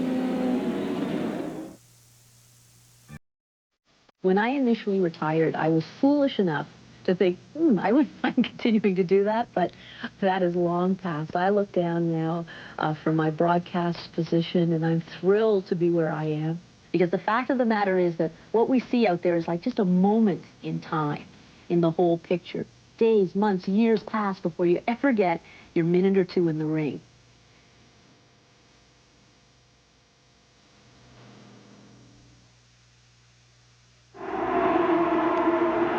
In the midst of Portland, it is Fittipaldi still in front. Paul Tracy rides in 2nd, but look at the red number 5, Nigel Mansell. He is closing down on Paul Tracy and using traffic at the same time to his advantage. That is Briard that separates Tracy and Mansell. As we'll keep an eye on this battle, the race recap after 66 laps with Fittipaldi as the leader and the average speed of the race at 101 miles an hour despite the rain. 3 leaders, 5 lead changes, no full course cautions, though plenty of people off the course. We saw Roberto Guerrero actually get in contact with the wall, but he climbed out of the car and is okay. Red 5 is in attack mode here. That's Paul Tracy running 2nd, but Mansell is all over him, about to give him trouble. Now look, Mansell gets the bad run in traffic here. He's in fact boxed in behind Willie T. Ribbs and Danny Sullivan. That won't do him any good. Gets the car sideways, under power. Willie T. sees the circumstance, tries to clear as far to the left as he can to let Mansell by, but Danny Sullivan is still in full race operation, and he is going to run along with Mansell. Now look at the visibility here. Mansell does not have the luxury, I said it earlier, of the lens clearing. So as the water gathers, he has to somehow look through it. Now it's Ford versus Chevrolet in this drag race down the front straight. Mansell's on the inside, Sullivan is on the outside, and he's beside him, just about able to make the pass. Look how gray and murky that front straight is, and those drivers come down there above 170 miles an hour. When you have that much moisture on the helmet, Derek, how much is the visibility? Look at him, he almost loses the back end again. What about the inside of the helmet with his breathing? Does it tend to mist up? The whole key, that's Brian Till. Brian Till gone through the chicane. Hopefully he's kept the engine running. I don't think he has, but the key to being able to see in wet conditions like this is to have airflow under the helmet, air flowing on the inside of the visor, which continues to try and keep the moisture away. Obviously, we see that Danny Sullivan did get running again, but look at Boissel. Boissel now is in his mirror. Boissel right there challenging him. And you see here, we talk about airflow. Danny Sullivan has actually cracked the front of his helmet, allows air in and back out to the bottom of the helmet, keeping the visor clear so he can at least partially see where he's going. So Danny Sullivan and Boissel battle. Sullivan, of course, well back in 19th. It's the Boissel in 7th. It's the worst feeling when you cannot clear the mist off the inside of your visor because you daren't make a pit stop, so you try and squint and turn your head and look upside down, look sideways, however you can do it. But it is a scary feeling sometimes when you just can't see when you're traveling above 170 miles an hour. The straightaway is somewhat foreshortened by the camera's view, but still it gives you an idea how much moisture thrown up off the rear tires of these cars. Gary Gerald. Paul, we were just checking in, and you're talking about the visibility problems. It would seem like, as race fans, are conscious of vision forward. Interesting that Danny Sullivan, when he was in that traffic, was on his radio wanting to know if there was anybody behind him, because he couldn't tell in the mirrors in the rooster tail if there was somebody that he had to be worrying about off his backside. So it's not only visibility forward, you've got to be concerned about what's on the backside of you as well. The straightaway is somewhat foreshortened by the camera's view, but still it gives you an idea how much moisture thrown up off the rear tires of these cars. Gary Gerald. Now look at the visibility problems. We So Danny Sullivan and Raul Boisel continue their fight. Nothing changes at the front of the field except that Emerson Fittipaldi is able to pull even further ahead of his teammate Paul Tracy. Fittipaldi now has a 34-second lead over second place Paul Tracy, and for the moment the battle between Tracy and Mansell has broken off. And that's Emerson's daughter, watches on. She's been here all weekend. Her dad's had his arm around her every time he gets out of the car. But she doesn't look too comfortable there sitting in the rain. A bit miserable, not Brazilian-style weather. Fittipaldi, by the way, excited. He has been invited to take a ride in an F-18 with the Blue Angels. Now, I happen to go down and take a ride with the Blue Angels in an F-18 just to make sure. Well, imagine that. To make sure everything was safe for Emerson. I wanted to make sure that everything was all right. But now he's very close to his ride. And then, if everything works out all right, maybe we'll let you in on this. The new captain of the USS Kitty Hawk, the carrier based in San Diego, Bear Pickavance, is just taken over the carrier, and maybe we can all figure out how to ride. Now, why does Bear Pickavance come into it? Because he's the guy that got to drive Bobby Rahall's car in return for giving Bobby Rahal an F-18 ride. You're the only one that hasn't been in the cockpit, Derek. Well, imagine that. You're my buddy, Dave Kudrave on and off the course. So go on, tell me. Your signed pictures on the wall down there, Paul, isn't it? No problem. You want to go ride and just talk to your friend. Yeah. So at the front of the field, still Emerson Fittipaldi. Paul Tracy still in pursuit. No one in the field at all in contact, direct contact for race position. So the rain very definitely a factor here, but one would presume that because of the rain, certainly fuel is no longer a problem either. And they will run to the end. The question is, are they capable of catching Emerson Fittipaldi? Paul Tracy and Nigel Mansell will try.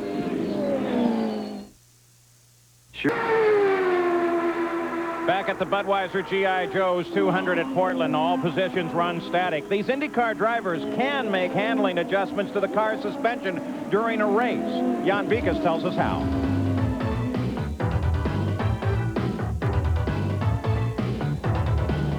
During an adjustments being made to the anti-roll bars, the sway bars in the cockpit.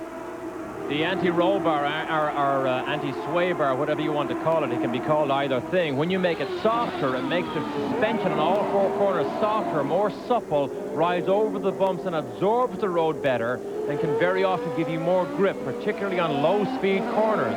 Of course, the higher the speed, you need to have the car nice and stiff and stiffen up that roll bar. I've seen people actually disconnect those roll bars sometimes and improve the handling. Well, they used to disconnect them regularly in the rain. Jan Bikas, what do they do in the rain now? Well, that is what you want to do in the rain, is disconnect it. But, of course, all these cars started on a dry setup. Interestingly, this has some very slow corners through the festival complex, as it's called, and some of the teams had already disconnected them, even in the dry. What that means is their drivers are no longer available or have available to actually make adjustments during the race. So therefore, you still have to wait until the pit stop to make a wing adjustment or a tire pressure change. Well, the report from all of the course marshaling stations around this course is that the rain itself has stopped. Now, there's still water, of course, on the racetrack, but it will drain fairly quickly, especially with the help of race cars cutting through any place where the rain may accumulate. David Kudrave moves wide to let Emerson Fittipaldi go down the inside. Kudrave driving for Euro Motorsport. We saw him spin earlier on, but he moves aside, lets Emerson pass him into the festival curves. Maybe he can learn something from Emerson as he goes through these slow-speed corners. Fittipaldi still well out in front of second place Paul Tracy. Fuel no longer a factor. The rain is, but the change that could come now is as the course dries, Derek, these tires are going to wear very quickly. They will wear very quickly. It's not dry enough yet, though. But these cars you watch here, immaculately prepared always. Well, one of those men who usually prepares the cars here is Chief Mechanic Richard Buck. Usually works with Paul Tracy. He is not here this weekend. He was off enjoying himself and relaxing and managed to break his collarbone. What, riding his motorcycle? Well, or his mountain bike or something, but he's at home in Reading, Pennsylvania, watching the progress of his team cars. Well, at the moment, his team, the Penske organization, runs first and second, 77 laps complete. You're as cold as ice. Miller Genuine Draft. Cold as ice. and new Miller Genuine Draft Light. Never heat pasteurized. Always cold filtered. Cold filtered Miller Genuine Draft and Miller Genuine Draft Light. Get out of the old, get into the cold.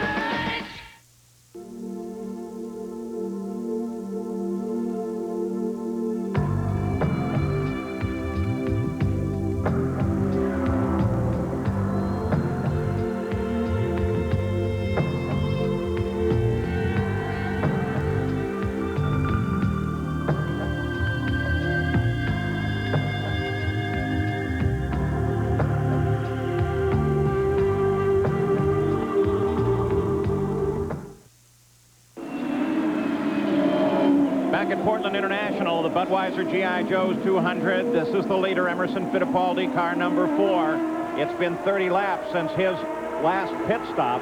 The rain will allow him to go a little bit further before he needs the fuel. Second place car, Paul Tracy. It's been 33 laps since his last stop. The Chevrolet engine goes through constant development. They're on Gen 4, which is Generation 4 now of the engine management system, which is basically the software, the computer software that controls this complete engine program here. And in fact, some people think that Penske gets all the trick stuff. In fact, Danny Sullivan in Detroit had the latest software in his Chevrolet engine, and he went on to win. So I don't know whether that suggests it was better than everybody else. I don't really think so. So Jan Bikas, the window for pit stop should open up here very shortly. That's right, Paul. And what's going to happen is that Paul Tracy will be in first because he was the first person to change tires. What's going to happen is they won't have tires here for Paul Tracy to change. That is because you don't change rain tires because they don't wear out like slicks do. It's not going to do anything. You want to have hot rain tires on there. So what we'll see is that Paul Tracy will pit first. It'll just be a very quick pit stop just for enough fuel to make it to the end. Now, Emerson Fittipaldi, for instance, he can come in at lap 89. They only need enough fuel then for 13 laps. It'll be a time stop, fuel only, very quick. But as we talked about, if the track dries, those who pitted later still have a chance to put on slick tires if they wanted to. Paul Tracy won't do that first one in. I assume from what you're looking at, Jan, that the track is not nearly dry enough to consider going to slicks. No, I don't think so, Paul, but it isn't now for Paul Tracy. But what I'm saying is that it might be for Nigel Mansell or for Emerson Fittipaldi, who waited till later. Well, of course, we saw the gamble being played the opposite way earlier when they stayed on the wet weather tires. I wonder, in the space of just over 20 laps, whether this racetrack would dry out enough to give somebody on slicks a better chance to make up some position at the end of the race. Right now, as we look out the booth and look at particularly here, I just can't see that happening. I just can't see it drying up. It's very damp in this area, but take a look. They come off the festival curves now. When they get over toward the backside in the long high-speed areas, then it is fairly dry, but almost all of the braking areas are still damp. And you can watch Tracy here. It gets light gray. See the light gray patches there? That's where it begins to dry up. I just don't have a feel for whether that would actually dry up quick enough or not. The top three, Fittipaldi, Tracy, and Mansell, have all completed now their 80th lap of the 102-lap scheduled distance. You get a view of Mario Andretti, who runs 6th now. He is a lap behind the leader. Indication is from the pits now that Emerson Fittipaldi may head into the pits, and they're not sure why. He has a 30-second lead over second place Paul Tracy. You can clearly see there the line is drying, but it's very wet offline. We're going to watch, though, to see does Emerson make a stop if he does what he stops for, but there is still moisture coming down on some parts of the racetrack. We watch second place Paul Tracy, so Emerson now working through the festival corners and into the sweeper curves. So if he's going to come in, there he is. He should be there next lap around. Radio communication going back and forth as Emerson closes up very tightly to Ari Luyendyk. Jan Bikas? Jan, are you there? Talking about Ari Luyendyk and Ulhasa. We're also talking about Emerson Fittipaldi. is that he called in on the radio and said that he has either a tire going down or a flat-spotted tire. So the team rolled out the tires, were all ready, but then he didn't come in. So they're now trying to work out on the radios if he's going to be coming in. If he comes in now, he'll still make it to the end of the race.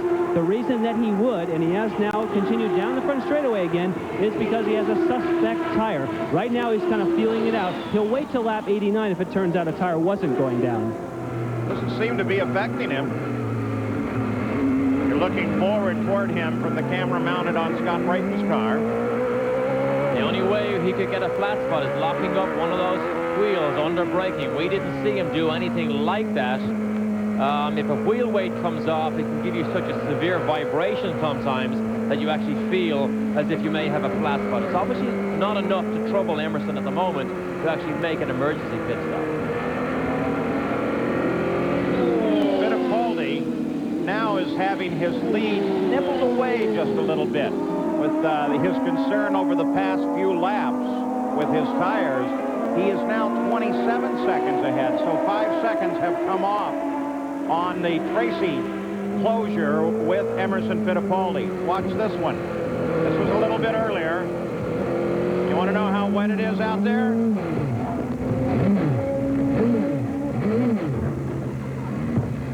See how quickly it happens. He lost it, did a 180, went backwards, and then straightened the car up again, kept the engine running, so he's back on the racetrack. Gary Gerald. Well, Paul, you wonder about the mind games that are played on pit road. Take a look right over here through the crew. I don't know how well you can see it, but there are slick tires up on the wall in the Nigel Mansell pit, and they are preparing for him to come in. They want to make a front wing adjustment. He'll make the call as to whether or not they gamble and go to the slicks. One other thing compounding their situation, Willie T. Ribb's radio frequency bleeding over onto theirs. They had to send a crew member down to talk with Derek Walker and say, please call your driver by name. We'll call our driver by name, because Nigel thought that his crew was calling into the pits when in fact Willie T. was being summoned. Strange day in Portland. Sometimes it's not so great to be totally high-tech, is it? There you go. He's now called Dr. Nigel Mansell, by the way. He accepted a doctorate from a university in Birmingham last week during a trip back with his family back to his homeland. So now he is a Dr. Nigel Mansell. Well, the doctor runs in third. He continues to chase Paul Tracy, who's 30 seconds ahead of him. But now Tracy is able to nibble away a bit on Fittipaldi. Sure, I know a thing or two about tools. Yeah, I can be a bit rough on them. Hey, we're talking tools here, not toys. You want them to last, you gotta go to the experts. Sears has the most complete line of tools made to work the way I want them to. You see this? Guaranteed for life. That goes for all Craftsman hand tools. And they back their power tools with service right from Sears. Show me another store that does all that. I love this truck. The new Ford Ranger. But I want to warn you about the passenger seat. When you sit there, something strange happens. Suddenly, you like looking down on traffic. You get this feeling you're in control of the road, and you wind up over here. Look at this cab. The new Ranger is like a car. But I warn you, if you sit in that seat, you'll end up sitting in this seat.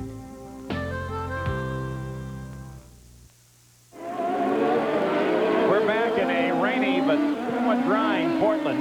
The Budweiser G.I. Joe's 200 round 7 of the PPG IndyCar World Series for the Indy cars. Emerson Fittipaldi leads. Nigel Mansell runs in second place, and the reason for that is that Paul Tracy came in and made his final stop, and in doing so, he decided that it was not something that he should do. Something that he should not do is to change tires. Now here is Nigel Mansell in.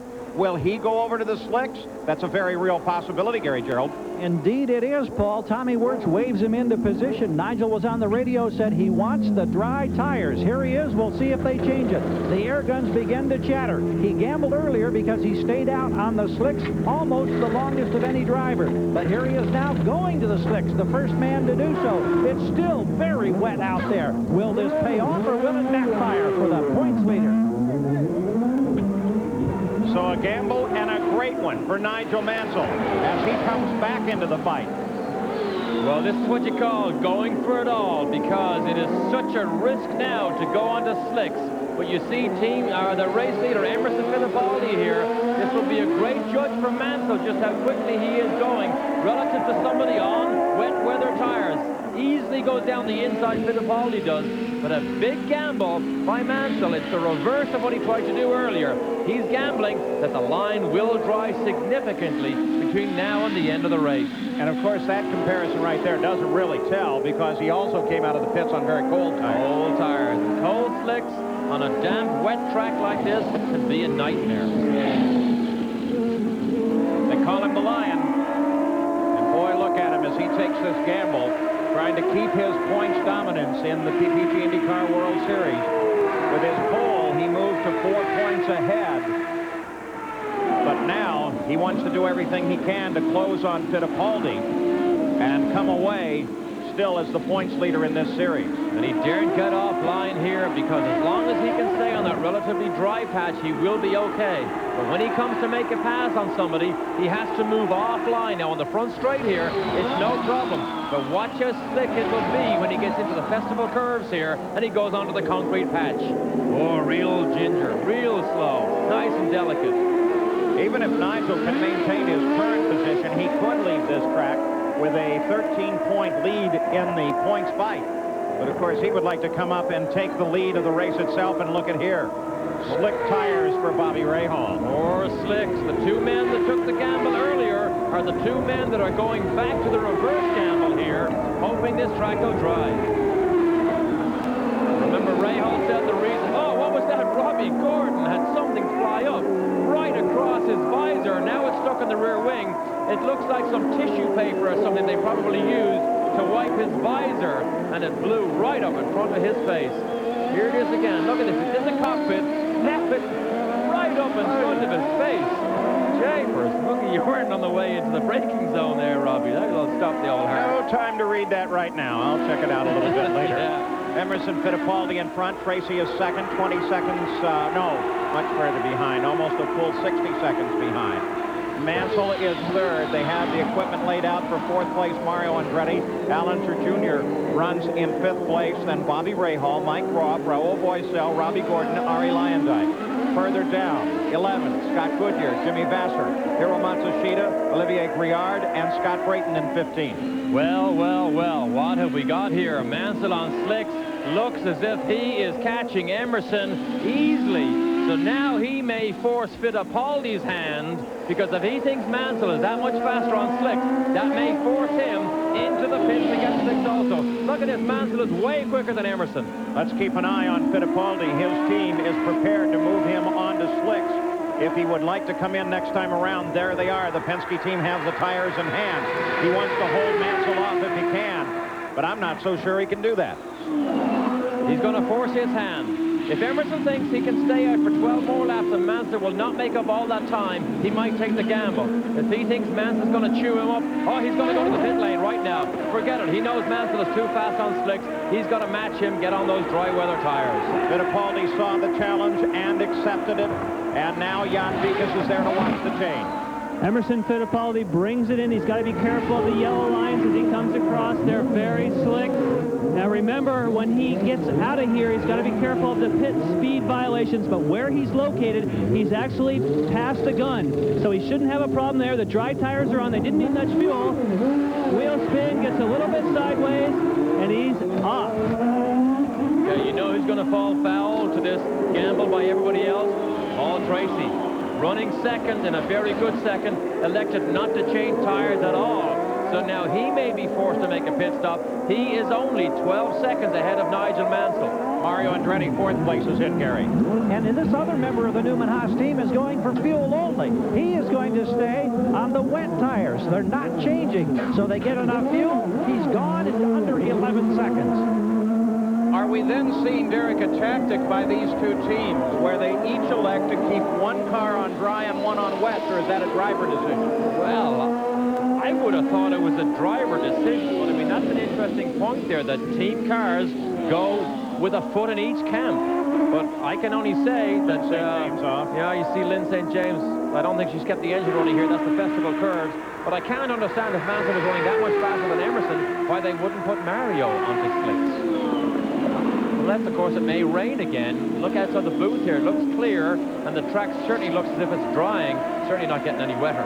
Drying very quickly, in fact, almost totally dry in some areas. Lynn St. James was able to get restarted. Mike Groff turns into the pits, where he will pick up, possibly move over to the dry tires as well. And the front straightaway, for the most part, is very dry. The last lap by Mansell turned at 106 miles an hour.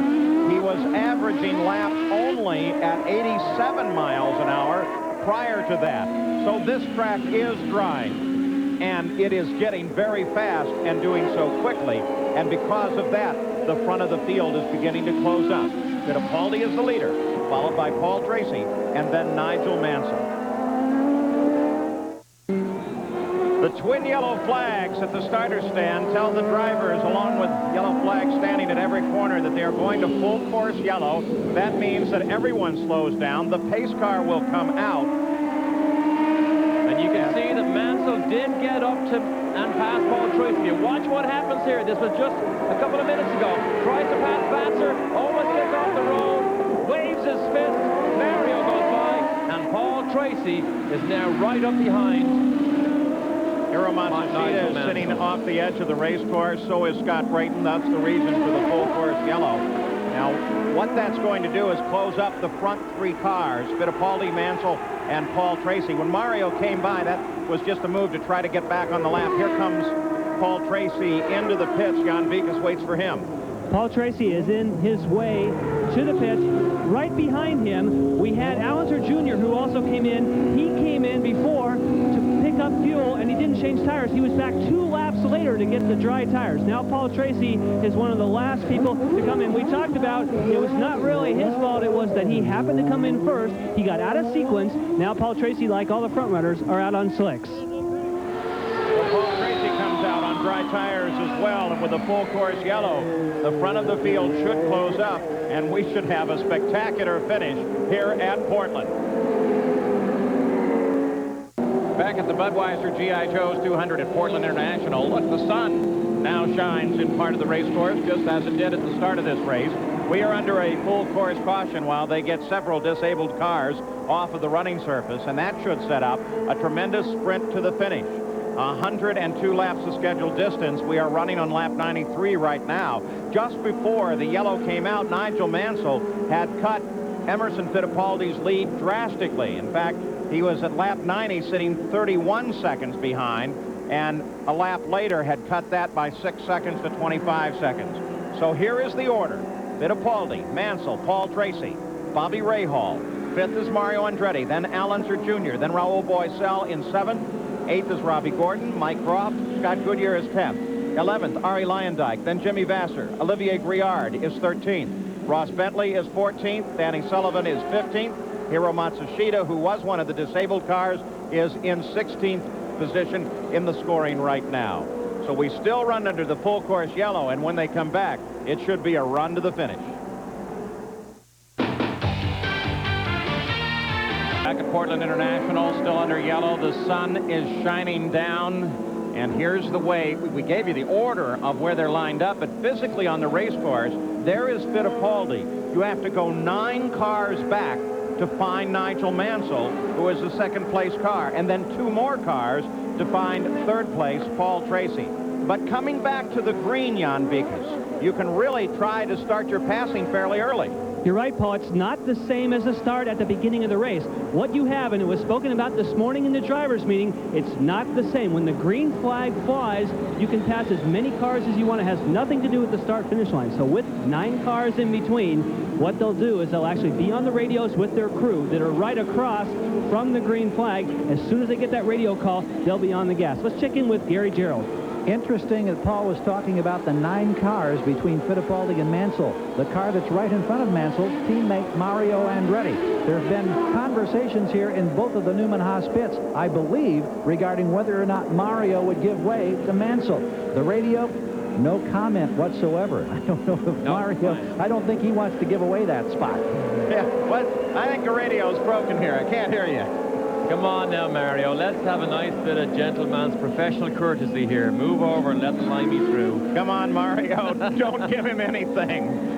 split decision here in the booth. So Fittipaldi, followed by Mansell, followed by Tracy. But great distance to make up between Mansell and Fittipaldi. Mansell, without question, will be the man to watch as the green flag comes out again. And he will make the moves. Mansell in this type of situation will give it everything to try and catch that red and white Marlboro car, even though you have those 9 cars ahead of him. Now, I don't think those cars will hold Mansell up that much. They won't just move out of the way, but I mean, they know it's not a fight for position.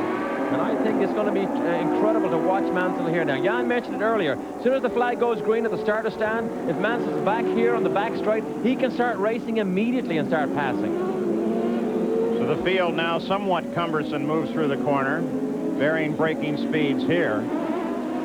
And now they can begin to pick up the throttle as they watch for the green flag. There it is. The pace car comes down the pit area. Fittipaldi accelerates, looking back for Nigel. Way over to the inside of the course. He looks for position. He's got one. Mario lets him through. He's got 2. Now he's behind Lyondike. Needs to get by him as soon as possible. And Lyondike will be tough. You have to tiptoe here because just offline it's still very wet. Okay, look at this. He's got 4. He's got 5 cars. Almost 5 cars. He got 4. Briard came off the course at the end of the corner because it was still slick there. Oh, that was touch and go there. Mansell got a tremendous acceleration boost. Then it all suddenly funneled down, and we got ahead. We're now on board with the Rahal following Nigel Mansell. Mansell just ahead, and then in front of him is Lyondike. And Lyondike is proving to be tough to handle. Emerson, remember, while we watch all this, he has the clear road ahead of him. No cars, no traffic. What was that? He died. Okay, Lyondike gets down, but Mansell is stuck behind Johnny Unser. Inside him. Rahal follows through. Where's Emerson? Emerson, there he is. So it's the full length of the front straight, and Bozell giving good chase to Emerson. Robbie Gordon is in a fight with Scott Goodyear. 97 laps complete, 5 to go. Paul Tracy closing in as well. So Paul Tracy is now pulling up to try to join this fight. Battle first, second, and third. Mansell needs some help. He needs to get by the traffic, and he needs someone or something to slow Emerson down a little bit. But he has to be careful that Paul Tracy, and there's Paul Tracy, he's got to be careful as to how close Paul Tracy can get to him. Because remember, it's not just the race. This is a championship fight that Mansell is in. And it is not a tremendous interval, first to second. It's only 9 seconds, and it's closing very quickly. Al Unser Jr. is locked in a battle here as well with Mario Andretti. So neither one of those are inclined to give Paul Tracy any particular help because they're in their battle, the battle of their own for 5th place. That's right. Al Jr. is as anxious to get by Paul Tracy as Tracy is as anxious to get by Mario. So they have to just continue with their own private battles. Again, the interval is the full length of the home stretch. Mansell still trying to catch Arie Lyondike. Paul Tracy now making a move inside Sullivan and trying to put just a single car of Bobby Rahal between he and Mansell. Now there's something we didn't expect. Arie Lyondike certainly is able to pick up the pace and stay ahead of Mansell. In fact, pull ahead, pull away from Nigel Mansell. Of course, Arie struggled so much earlier in the race. We saw him off the road, but now he's well able to handle Mansell. Either he's going well or Mansell's having a problem. The interval from Fittipaldi to Mansell remains at about 9.5 seconds. No particular benefit in that last lap. Paul Tracy has fallen back a bit, is now 14 seconds behind Nigel Mansell. He was 11 on the last lap, so traffic is very much a factor. And of course, the gambles that Mansell and Rahal took earlier on were all thrown out the window with that full course yellow, because it allowed everybody to get into the pits, particularly Paul Tracy, get on slicks and get onto a fairly level playing field. But look at Bozell. I'm sure he wishes this was a legitimate dice for the lead, but in fact he is several laps down, 1 lap down. Emerson Fittipaldi still in front, looking at a possible second win of the year, the Indianapolis 500 champion. But in that lap, Mansell whittled 2 seconds off of Fittipaldi's lead. He's now just over 7 seconds behind. Incredibly, in the last 8 IndyCar races, which obviously goes back into last year, there have been 7 different winners. And in this year, we've had 5 different winners, and Nigel Mansell is the only repeat winner. Maybe Emerson might make it too.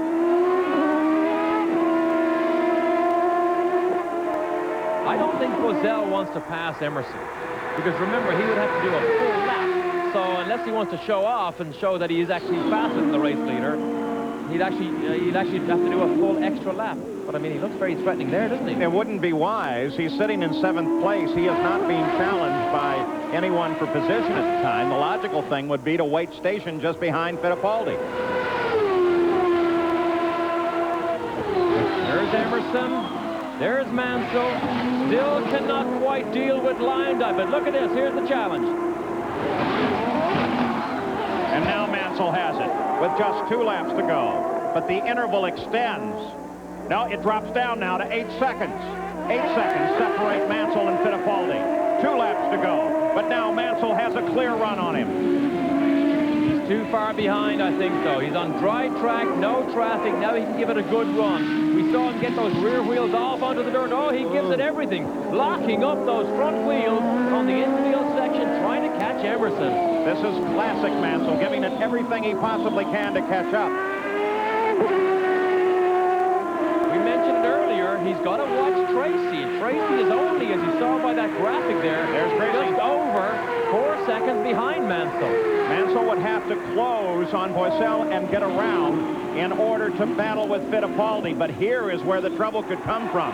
Here comes the white flag. 1 more lap to go. The distance is still 8 seconds. Boesel stays behind. He doesn't need to pass Emerson. He doesn't need to do that extra 2 miles just in case anything happens. Robbie Gordon now is up behind Boesel. That is not a fight. Oh, that is a fight for position. Absolutely it is. It is a fight for position. So Gordon and Boesel will battle. That's the reason why Boesel would need to get by Emerson. Exactly, and they are fighting for 7th place. Robbie Gordon always seems to get into these fights at the end of races for position, and he is spectacular. But Robbie Gordon, one of the stars of the future, he only has this straight and the last section of curves to try and take that position from Boesel. So Emerson Fittipaldi runs now for the checkered flag. He is unchallenged. The battle for 7th place goes on behind him at the same time. Paul Tracy is trying to close on Nigel Mansell. The final sweeping carousel turn for Emerson Fittipaldi as he comes down the straightaway. Watch Robbie Gordon as he tries. Boesel behind him. He can't get it done. It is Nigel Mansell that streams across the line now in 2nd place, and Paul Tracy will settle for 3rd. So the race has been run. Allenser Jr. is passed by Rahal right at the line, or just before the line. So they finish Fittipaldi in 1st, followed by Mansell, then Paul Tracy, then Bobby Rahal, and then Allenser Jr., followed by Mario Andretti, Raul Boesel, Robbie Gordon, Mike Groff, and Ari Luyendyk. But Emerson Fittipaldi has taken the win at Portland. Fittipaldi has scored his 19th IndyCar win, and the sun shines down on Winner's Circle. Here's Gary. Boy, indeed it does. 3 times he's been 3rd, 3 times 2nd, and I should say 2 times 3rd, 2 times 2nd, now 2 times the winner in Portland. You did it in the rain, you did it in the sunshine. This is a busy, hectic day, Mo. Well, it was very difficult to pass Nigel. I think when I tried on the braking on the outside, and Nigel locked the wheels, went straight, I think that was the biggest moment for me in the race, and then just carry on and hold the lead. I mean, the car was fantastic. I mean, the team made a beautiful job. Every pit stop was really quick, really fast. You were 34 seconds up in the wet. Then he came in and went to the dries and started to put the pressure on. Did that put you in a tough spot? Well, that's 1 lap to go. I call Chuck and I say I want to go on dry as well. And I knew on dry tires I could dice again. So a double winner this season now and climbing up in the point standings. Congratulations. Thank you, guys. Thanks. All right, let's go now to Jan Beekes, I believe. We're standing by with Nigel Mansell. And Nigel, you were the last driver to go onto the wet tires, but yet the first driver to go on slicks. It almost paid off for you. Yeah, I mean, there's a drying line. The Penske car ran much quicker than Lola today. The only way we were trying to get back on terms with them was to take a few chances. And, you know, I stayed out on slicks as long as I could until it was really pouring. And then I was the first on slicks, and I think I made quite a gain there. But they just had too much for us today. It was some brilliant driving, but you still have that points lead. Oh, yeah. I mean, we had to conservatively protect that. And I was pushing real hard, and at the end, I don't know whether Emerson was just taking it easy, but I was catching him quick, and I just wish there was about another 5 to 10 laps, and we would have had an interesting time. Thank you, Nigel. Let's go to Gary. And here's Paul Tracy. And Paul, this is your first time to run an Indy car in the rain. What kind of an adventure was it for you? Well, it was a pretty good adventure. I couldn't stay with Emerson once it started to rain, but I was having a good battle with Mansell, and I feel pretty good about that. We battled right down to about the last 10 laps, and he got his slicks on before I did, and he was able to get around me. So, it was a good race for the whole Marlboro crew, and I'm real happy to just get some points. You betcha, and finish your race. Congratulations. Thank you. Paul? So there's the top three for you as we take a look now at the order of finish here in the Budweiser G.I. Joe's 200. How's this for a fact? Thus far this year, the Penske team and the Newman-Haas team have led 1,233 miles. All other teams have only led 375 miles. 375 versus 1,223. Shows you exactly what we suggested at starting. This is still a battle between two teams. And what does it do to the points? Well, Nigel Mansell still remains out in front. In fact, pulls ahead of Raul Boisel. And Emerson Fittipaldi stays in third place. So we have seen Nigel accomplish what he needs to accomplish by staying ahead in the points.